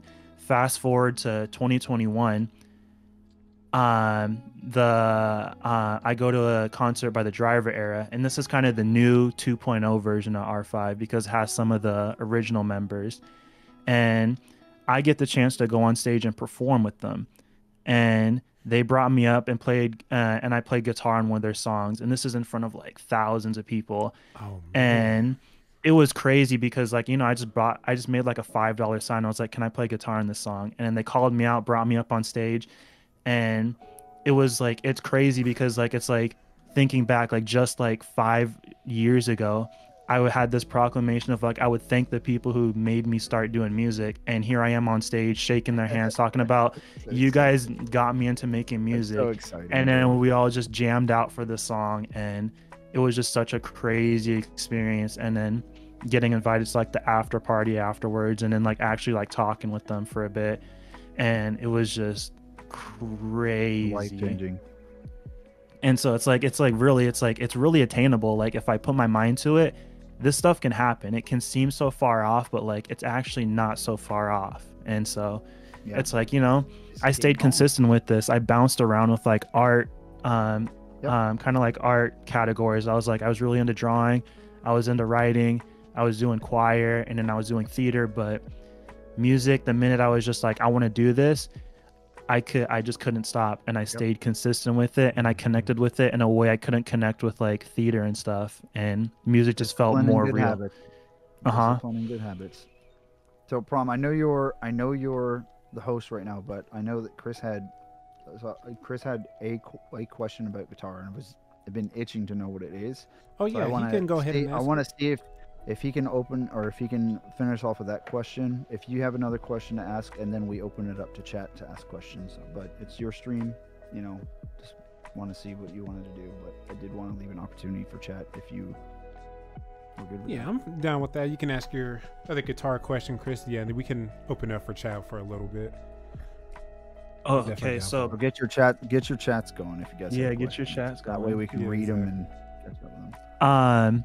So when it comes to like rock, pop punk, metal, post-hardcore, distortion or overdrive?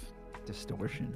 Distortion. Because I notice like when I feel like a lot of the sounds that I really like are just that heavy overdriven sound. Mhm. And when I've like done stuff with distortion, like I've had an issue where like it sounds muddy. And then like I've realized a lot of the stuff I've listened to, it might just be like an overdrive sound, but I know distortion is really big too. And so I'm just curious like what your thoughts are between the two. I like a. Sorry. Hold on. Let me pull up an example here. I like distortion, Mm-hmm. and I've recently discovered that because I found this pedal. It's free. It's the TSE R47. The same Mhm. people who make bod. So TSE bod, TSE R47. Great plugins to utilize. R47 is an overdrive plugin that you can use. And when I put it on the guitar, I was like, this sounds so good. I don't even need an amp. Don't need to do distortion. This does everything for me. And it sounded awesome. I absolutely loved it. I was able to make some sick leads out of it. But that's about where I think that's where it stops. I think overdrive is great for solos and for lead guitar and stuff. But whenever you start throwing in rhythm, and power chords, bar chords, whatever they may be, that's when you lose a little bit of the overdrive because it becomes way too muddy. Distortion, you at least have multiple different styles of distortion that you can choose, usually on one amp. Overdrive, it's usually there are different types of overdrive, but there are different pedals and different effects. As well as distortion, you can kind of choose, you know, how much gain is in there, how much low, mid, highs, presence, overall volume, stuff like that. I don't know enough about overdrive to say that these things don't exist there, but I know in my experience it's far more accessible with distortion in an amp. And that was one thing that I actually read a long time ago, I'm pretty sure, or about maybe a year ago, as people said, let distortion be your amp, or distortion be your amp in the cab. You know, don't worry about distortion on as effect pedals because it's not quite the same.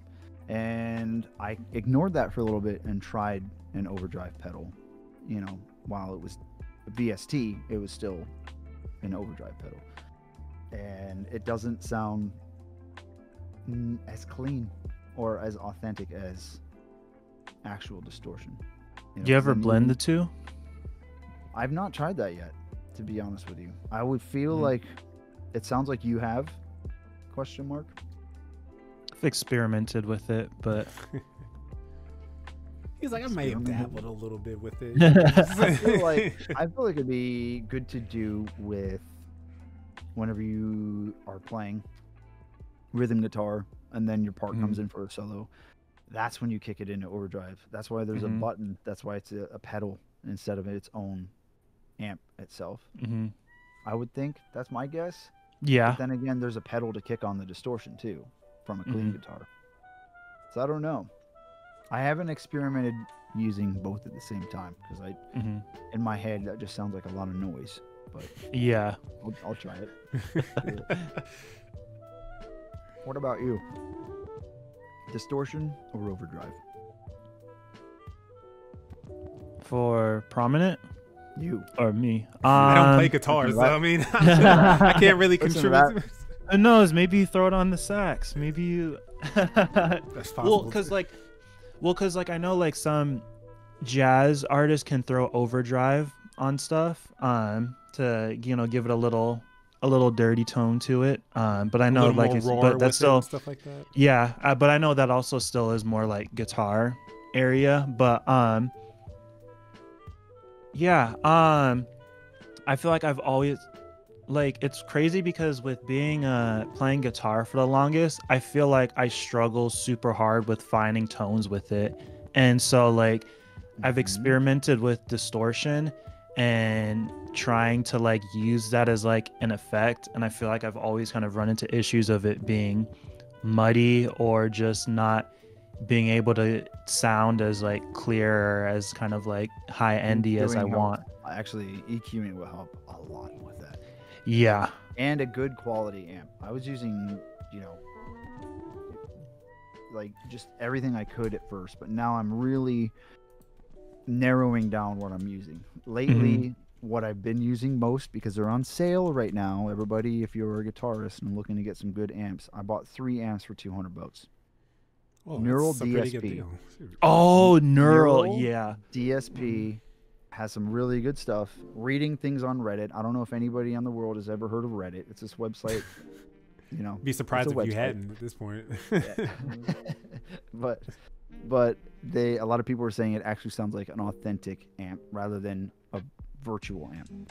And I was like, okay, so maybe I'm not hearing something in the amps that I've been using, because I've been using Amplitude, which has been great. It emulates Orange amps, which I like Orange amps. But I guess people were saying Amplitude sounds simulated, whereas Neural DSP sounds as close to the real deal as possible. And just playing around with a couple of the tones, it sounds pretty crazy. It sounds deeper. It sounds like it has more depth to it. It's more thick. So yeah. I mean, you can, if you're stuck on finding guitar tones, look at something like Neural DSP. Even just do their trial. Their trial lasts. I want to, because I know they have the Corey Wong one, and they have I think it's Tim Henson from Yep. Polyphia. Yeah. Yeah, Corey those ones are Wong's the music's great, man. And then Right. they also have presets. They have presets from artists and Mhm. presets from the factory too. yeah. As well as you can create your own tones in there Mhm. if you're comfortable doing that. So it's something to check. Look into Yeah. that. I just got it recently, and I'm like, Black Friday's still here. A lot of deals. I want to spend blow bags on a lot of other things, but let's be smart about our finances. True. That's literally it, though. Black Friday came along, and I'm like, what can I buy? What can I invest in? And so, Get Good Drums was at the top of my list, and then I was just looking at like other Another stuff. great plugin. If anybody's looking for good drums. Right. look And at right Good now I'm Drums. looking at a silent brass mute that I can use on my trombone. That way I can actually record stuff in my apartment, like with trombone, and maybe be able to play those on stream. But we're gonna see what happens. Okay, dude. Once I'm able to start playing trombone on You stream, get it's over with. Are you buying? You're gonna buy this on stream, right? Right now, do it. Yeah, buy it right Oh, now. definitely. No, I will after I pay rent first. Oh yeah, for sure. Absolutely. But what's gonna end first, the Black Friday sale or rent? You gotta get it during the Black Friday sale. You're right. Shit. Depends on if he sets his place on fire. He's out of rent. You know what I'm saying? Don't do that. But no, obviously, please take care of rent and life obligations first. But Yeah, I of know I'm course. like, Or don't. that's how I feel too. Because like paying for music school, I'm just like, but I also really want this plugin. Or I almost impulsively bought a guitar last week. I almost bought a bass last week. I feel it. Stuff like this it took, I'm almost 31, and it took me this long to realize how dumb I've been. I buy things throughout the year when I know they're going to be on sale. Why don't I just save a ton of money, and then when Black Friday rolls around for the season, that's when I spend? Why do I buy throughout the year? I didn't need all these plugins. Well, maybe I did. I made some pretty sick stuff this year, let's be honest. Right? Anyway, Yeah, exactly. You can't deny. I need to be smart about my finances. Think ahead. Stonks, baby. Oh, maybe I should look into, because I want to buy the Shure SM7B, and I didn't even think to love look this at Black mic, dude. Friday deals for that. I got this mic with the boom arm for like, I think $500 Oh. with the cloud lifter, because this mic needs a cloud lifter because it's a low gain microphone. Yeah, I've been looking Microphone, into that. I think the microphone itself is around $450, so I got all that as a kit for $500. Then I got my 2 studio monitors that are usually at $250 at $180 a piece. Got a $700 desk at like $400, something like that. It's good, man. You can find deals. So I did spend wisely last year. Okay, maybe I'm not that. He's like, okay, I convinced myself. I made some good purchases. Fatla got his mix for $25 with the arm and oh, okay. What? He said, "Who needs to pay rent and taxes when there's a new plugin for Ableton out right now that's on sale for $900? Fuck it." Yeah. Send it, dude. 100%. Yeah, I have my eye on a couple things. Plugin boutique. I, open my wish list and see if anything's on sale. Plugin I see a couple things on there. I see a couple things on there that are on sale, and I'm like, do I spend the money? And do I? Right. And then your brain goes, do it. You won't. All right. Well, we did want to see if the chat had any questions for any of us as well. And I don't know if either you or Eyes or Chris, I don't know if you guys had any more questions for. I have 1,000 more questions, but it's, we do need to wrap it up at some point. Yeah, we're about to hit a 2-hour mark. And then you I have kind another... of have a final one, but oh, go ahead. Yeah, go ahead. Yeah. So, what is the one song that you've spent so much time trying to craft, and are you still working on it? Ooh. Right away, I can think of a few songs. My number one is a song that I'm making right now. It's called Summer Rain. I think I've told Chad about this before. Eyes smiled. He already knows probably. And it's gonna be like a light like bossa nova type tune. And I wanted it to feature me on like trombone, and other things like that as well. It's gonna be a really nice tune. And I've been working on that song. I first wrote it back in 2015. And to this day, it's still not done. Your ass writing and finishing that song. Because when we first wrote it, I was playing with a couple of other friends, and when I wrote that song, it was just our own like personal song that we had for the band that we played in, and there was only about 4 of us. So there's me on trombone, one of my other friends on vocals and piano and bass. And we didn't have any drums, so I was gonna like help like produce that and all that stuff. But yeah, that song's been like on and off for so long, and I'm trying to like finish it right now. This is the closest I've ever gotten to it, and it's getting there. Just trying to make right now too. Yeah, the main obstacle I'm stuck with is trying to make like bossa nova drums just with a little drum pad on my keyboard. Yeah. And you already know what I'm talking about, Chris, because you got the same keyboard I do. Yup. Best purchase I've made this year. Maybe I could have waited till Black Friday. Nah, I couldn't. I've been making way too many great things. For me, to answer that question, I've worked on a lot of songs, and I'm gonna answer Guy like that. It's definitely not the song I've worked on the longest, but it's the song that I've learned the most. And because I've worked on other songs, and yeah, they've been longer amounts of time where I've worked on them, but it's been a lot of wasted time trying to make it again perfect and stuff like that, instead of just being like, it's good enough, put it out there. So Guy Like That I learned guitar because of that song. I learned guitar because of that song, and then other songs followed. It wasn't just learning before that song, but it was like, okay, I actually have to learn guitar now. So that was the song that signified it. So it helped me learn an entire new instrument and, just learn a different style or approaching production from a different angle. So that one is, probably the one I'm most proud of right now. Yeah. And other ones that I have in the works are so much more simplified when you even compare it to Guy Like That. Because you get that experience and then figure out how to consolidate and do this, that, and just make it much more of an easy process. But that's why you do it. Soundbites he did ask. He said, how long is Summer Rain gonna be? If you're talking about in terms of when it's gonna be released, I do want to release it as a single because it's gonna be a part of the next album that I want to put out, and it's probably gonna be like a 5 to 6 minute song maybe, so somewhere around that length I would say. In terms of release dates, it's gonna be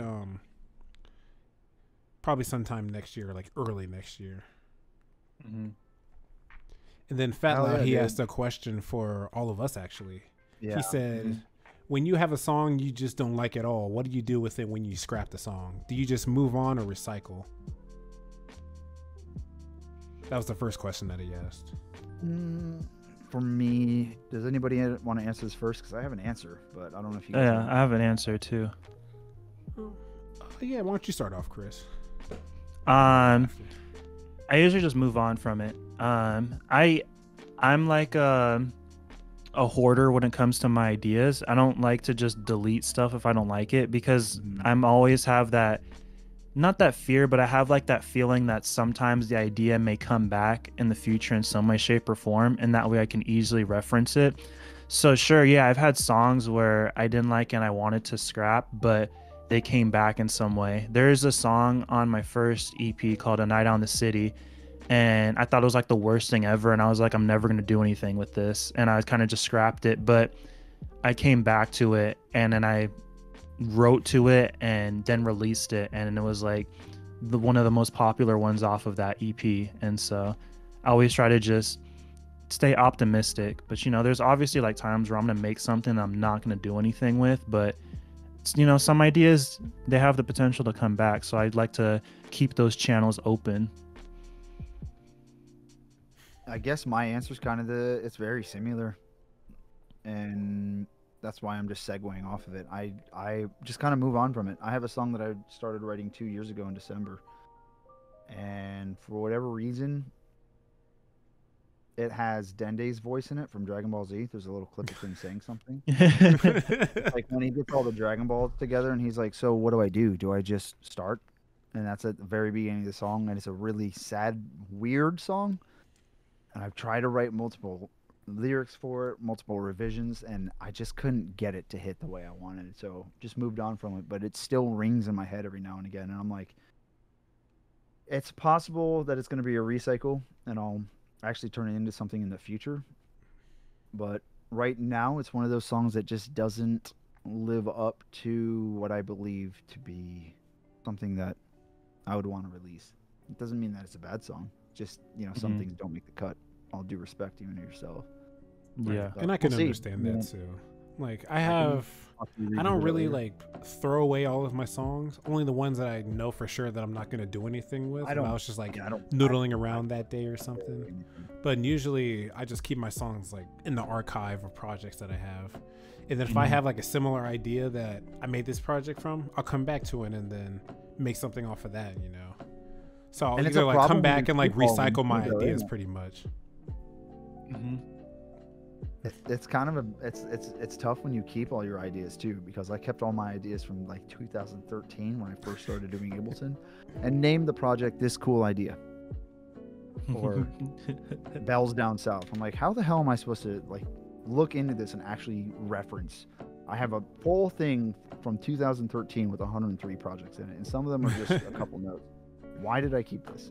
You know what I mean? Dude, that's literally I have a folder for FL when I used to produce in FL, because like, that first EP I made was in FL and like all the singles before it.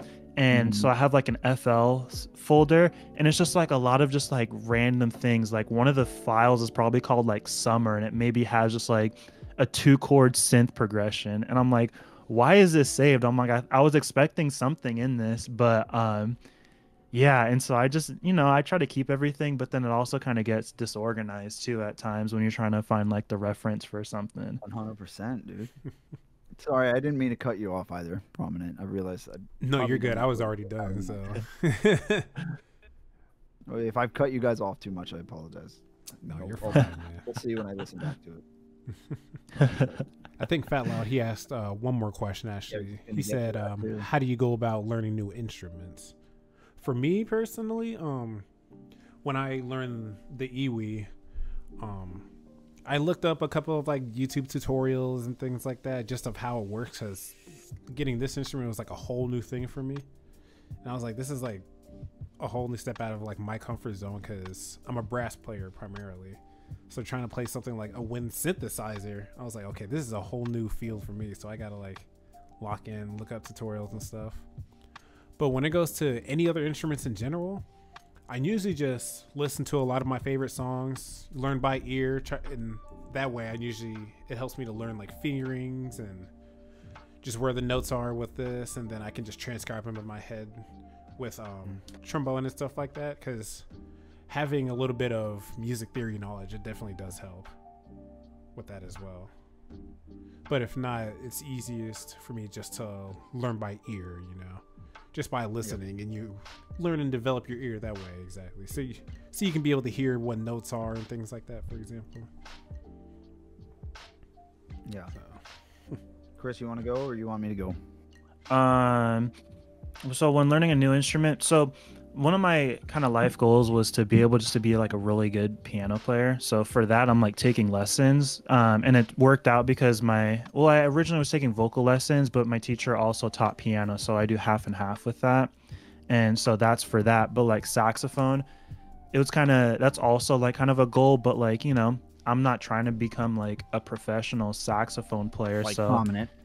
Yeah, and so I just kind of like watched a couple YouTube tutorial videos on how to like set it up, because I just happened to end up with the saxophone, and I learned how to play one note on it, and that's as far as I've gotten, and I'll kind of just learn in that sense. One note more than I've done on a saxophone. Yeah, I'm trying to just learn it just to play a solo on one of my songs, because I had this old song called Can't Make You Love Me, and I put a saxophone solo. I programmed it, but I'm like, I want to actually play it because I like to be able to do all the parts myself. I feel that. And so I thought it would be a cool challenge to like learn how to play it just for that song.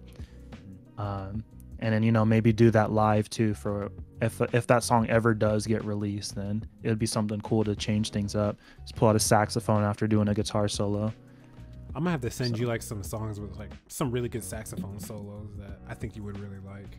Just send That me could your definitely help. playlist, dude. Oh yeah, Yeah. definitely. Aesthetic Drive. No, I can't send him For that one me- because that one doesn't have enough jazz. Oh, it's What the about other you, one. guys? For me, I would anybody looking to look. May I start over? Yeah, go ahead. Anybody looking to learn a new instrument, I usually recommend, and it sounds stupid because I always thought it was dumb, is learn the scales.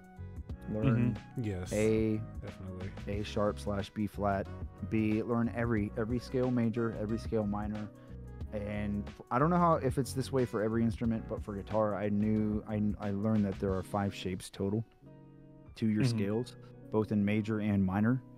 And major and minor are the exact same shapes. They're just different positions on the neck. You learn those 5 shapes, whether the song be a major or a minor, you can just freestyle, noodle around and play to any song. It's pretty incredible. And to help get yourself into that routine of learning something like that, just understand that it does take commitment and understanding that it does take a while. But if you just go at it a little bit at a time, you'll realize that you'll go a long way. Right. And for me, it was having no idea where to start with electric guitar when I first got it in October. To committing, okay, I either need to learn this thing or it's going to sit in the case and I'm not going to use it. And I just spent over $900 on this thing. So I'm not going to let that happen. I forced myself into being disciplined to put 2 hours a day into it for 31 days straight. And I found a spot where I was able to learn all the scales. And at first I was going visual, you know, just learning the scales, trying to develop good habits, watch a little bit of YouTube videos. I don't watch too many of them because it's overwhelming how many videos there are about how to learn an instrument, and it can become overwhelming. So if you can find a video that really resonates with you, and they're a channel specifically devoted to teaching that specific instrument, there's your teacher right there for anything. But again, don't over rely on it unless you feel like that's actually helping you. For me, I used a few videos. A lot of the time I just got confused by them because they didn't really understand or explain the fundamentals. I just went straight up to scales. Learned every key, all the shapes of the scales and stuff like that. Then out of nowhere, by like day 3 or 5 or something like that, it clicked. I was like, oh, if I click on the A scale, the A major, and it shows the entire fretboard of all the notes I can hit, no matter what note I hit, as long as I'm playing along to a song in A major, it's going to work. So that was a huge moment for me. I was like, oh, I can start actually playing this instrument. And then same thing with minor, and then next thing you know, I started memorizing those shapes. Then another thing clicked where I was like, oh, the major shapes and minor shapes are the same thing, it's just different positions on the neck. I was like, so as long as I memorize this, then I counted in my head how many shapes there were, and it all added up to being what it is, 5 shapes for each scale, and they're the same thing. And next thing you know, you just know the instrument in 30 days. You have enough fundamentals as long as you're disciplined and dedicated to learning the instrument and understanding that it takes time and that it doesn't just stop there. You know, People underestimate how much you can do in 30 techniques. days. Right, exactly. It's bizarre, but You it can do does so take much in just dedication. 5 And even days, so. after that, even after you finish that 30-day or 31-day, I did 31 for me. I like odd numbers, but after you finish that, you realize that, okay, I don't just stop now. I keep going. And then you just learn more. And at some point, I started trying to figure out how to learn covers and tabs and stuff like that. And it got out of that into just writing things that I thought were well beyond me, writing them and practicing them with all the techniques I'd learned. the good habits, good behaviors, stuff like that. And then here I am today, and it's astounding how far you can go in a year. And I'm not sitting here bragging. I'm just saying. Yes, you are. I'm not Yes, trying you to. are. I'm not trying to brag. Let me rephrase that. I'm not trying to brag, but it just knowing that I could barely understand the instrument about a year ago to writing stuff that, you know, I've always wanted to write or have wanted to write for a long time. It's such a good feeling. You get a lot of self-worth out of it as well. Yeah, my old Target boss, she'd always say it takes 21 days to build a habit. And I know she would like apply that to like, you know, with like work habits and like, you know, if the rules were changing, like all that. But like it really like struck a chord with me. I don't know if I'm using the right terminology, but like I started really like looking at things. I started like really like internalizing that of like, yo, if I just put my mind to something for 21 days and just really develop that discipline with it, then it's like I can just keep going with that. And that's literally kind of the approach for like building up like habits with like learning a new instrument or trying something new, or, you know, with just like even producing. Like if you do it 15 minutes for 21 days and you just get into that habit and just go with it. And that's how I like to look at it. And it's 21 days in a row, isn't it? Yeah. It's not, yeah. Right. Exactly. Did you not learn 21 days guitar? out of the year? Did you learn guitar first or piano? Yeah, 21 days and 21 years. Did you learn guitar before piano? Yeah, guitar was like I wanted to play drums at first, but my parents were like, we can't fit a drum set in the house, and then we settled on guitar. And so yeah, that attitude. Yeah, and this is literally how it began. I was just gonna say like that's how it began because I remember I got like you know, when have you guys ever had braces? Yes. No. Yes. You know how you get the chain on the braces to like really just squeeze all your teeth together? I had just gotten that, and then I went to the music shop to buy a guitar, and I didn't even know how to play the guitar, but I was kind of just strumming to it, and it just, you know, it just helped kind of like take my mind off of the pain, and it kind of helped like, you know, kind of help forget about the pain. So I knew something was special.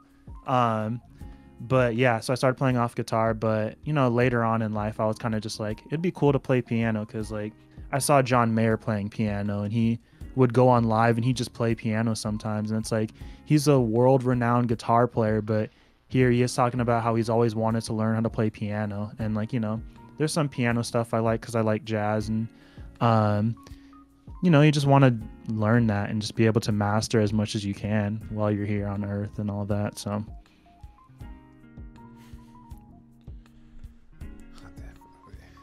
Right. We made it.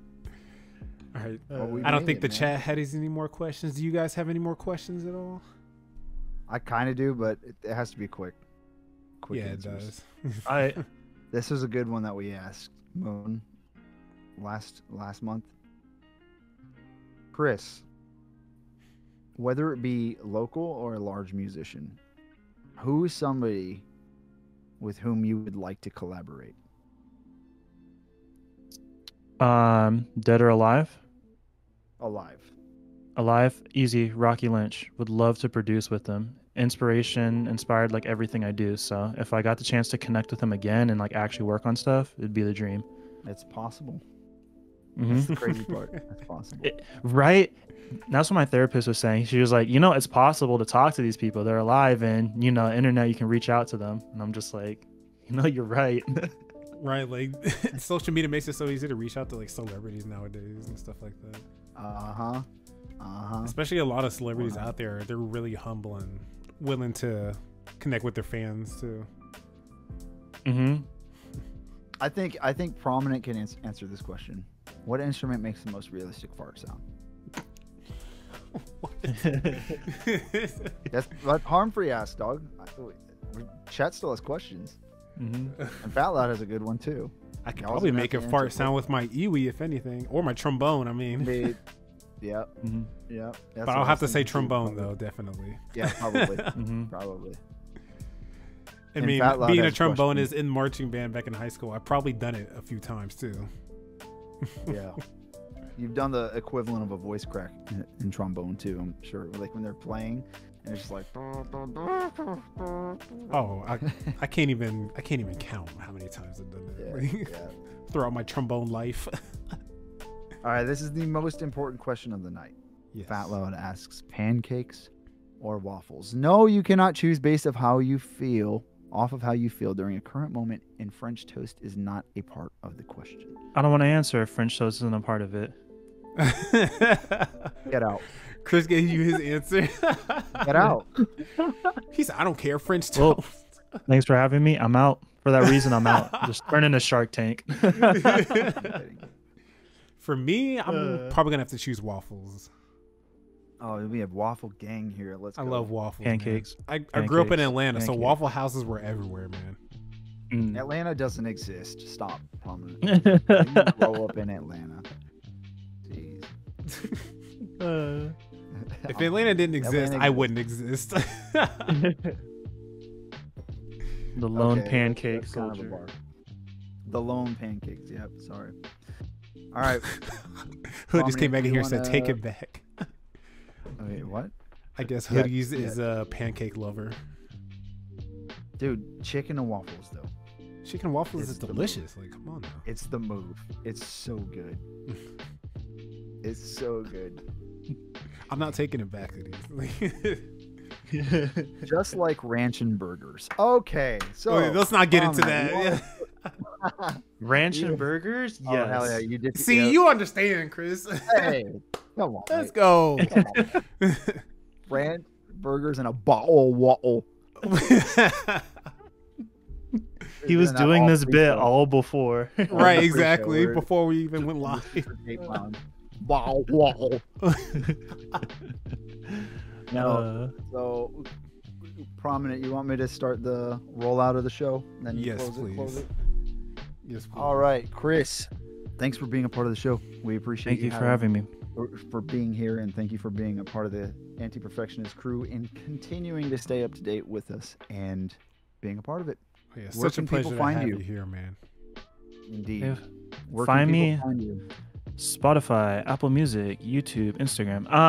The I've been trying to claim is the Chris Perkins everywhere, but if you can't see it, it like on YouTube and Twitter, I think it's like it's Chris Perkins.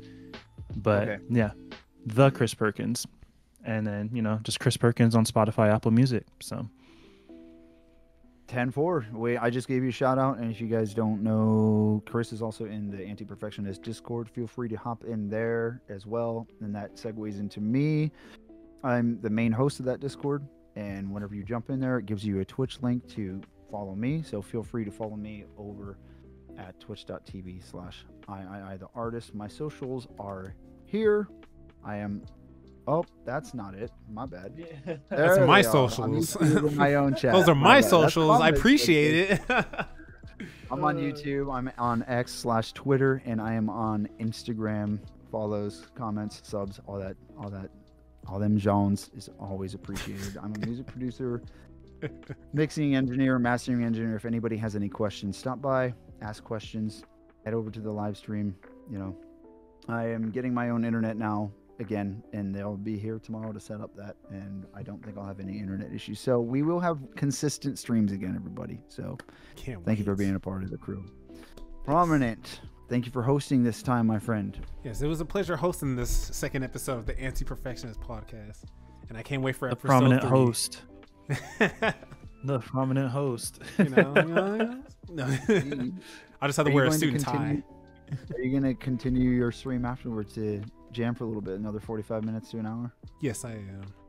What I'm gonna do is after we're all done here, just gonna get up for a little bit, use the bathroom and all that stuff. I'll run like a little 2-minute ad, then we'll come back and it'll just be me here, and we're just gonna jam out, and make some music for a little while longer. Okay, cool. And before I let you 100% close out, sorry, I forgot the next detail. We should be doing the next episode probably near the end of December. We will solidify a date whenever we solidify a guest. We're not quite sure yet, but Prominent and I will try to reach out a little bit earlier this time. I had a move, okay? Stop.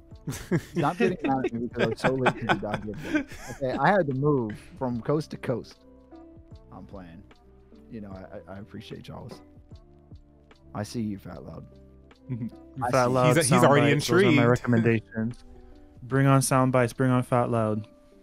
Yeah, those would be awesome. My brother would be another good candidate. He's interested. We have a lot of people, and we can repeat guests too. All right, Definitely. Prominent. Where can people find you other than here? And you do the outro, my friend. Thank you guys for having me. All right. People can find me on social media as well as YouTube, Twitter, Instagram is the Prominent BEG. I think on Instagram it's different though. It is actually Brandon Isaiah Music, because that's kind of a transition that I'm going for, like slowly, as I start making more music and things like that. But other than that, and also TikTok as well as the Prominent BEG. So those are my socials right there. And also thank you, Eyes, for putting that command in there. Anytime, But other brother. than that, everybody that was in here hanging out for the Antiperfectionist podcast, thank you guys so much for hanging out. It was just a pleasure just being able to talk to you guys as well. And also, again, thank you, Chris, for being our special guest for episode 2. Of course, thank you for having me. I know for the first episode it didn't work out because I know I was gonna do it, but things were busy. But happy to be brought back so soon. So. Oh, definitely. And Humphrey said, "Thanks for the stream." Oh, the stream's not over yet. The podcast. I'll be hanging out I'll be hanging out and chat with y'all. If you guys want to start trolling, let's troll together. Chat's troll like, as who much we as you rating? want. Who we rating? Troll as much as you want. But if you guys Oh, have Fat Lad, nothing else, I think that'll be it, and then I will transition to the back to the stream. Thank you guys. Appreciate you being here. God bless. I'll see you guys probably in my stream tomorrow at 5 o'clock Pacific Standard Time, as long as the internet's set up in time. We'll see. Definitely. All right, you Bye for guys now. have a Thank good you, night. Bob. Thank you guys so much. And thank you, chat, Anti-Perfectionists. Until next time. Until next time. Peace out, you guys. Thank you guys so much, man. This is so much fun. Thank you for watching this episode of the Anti-Perfectionist podcast with Chris Perkins. It was a pleasure having him, and thank you, Prominent BEG, for hosting this week's episode. Thank you for all chatters during the live stream, and anybody watching on YouTube.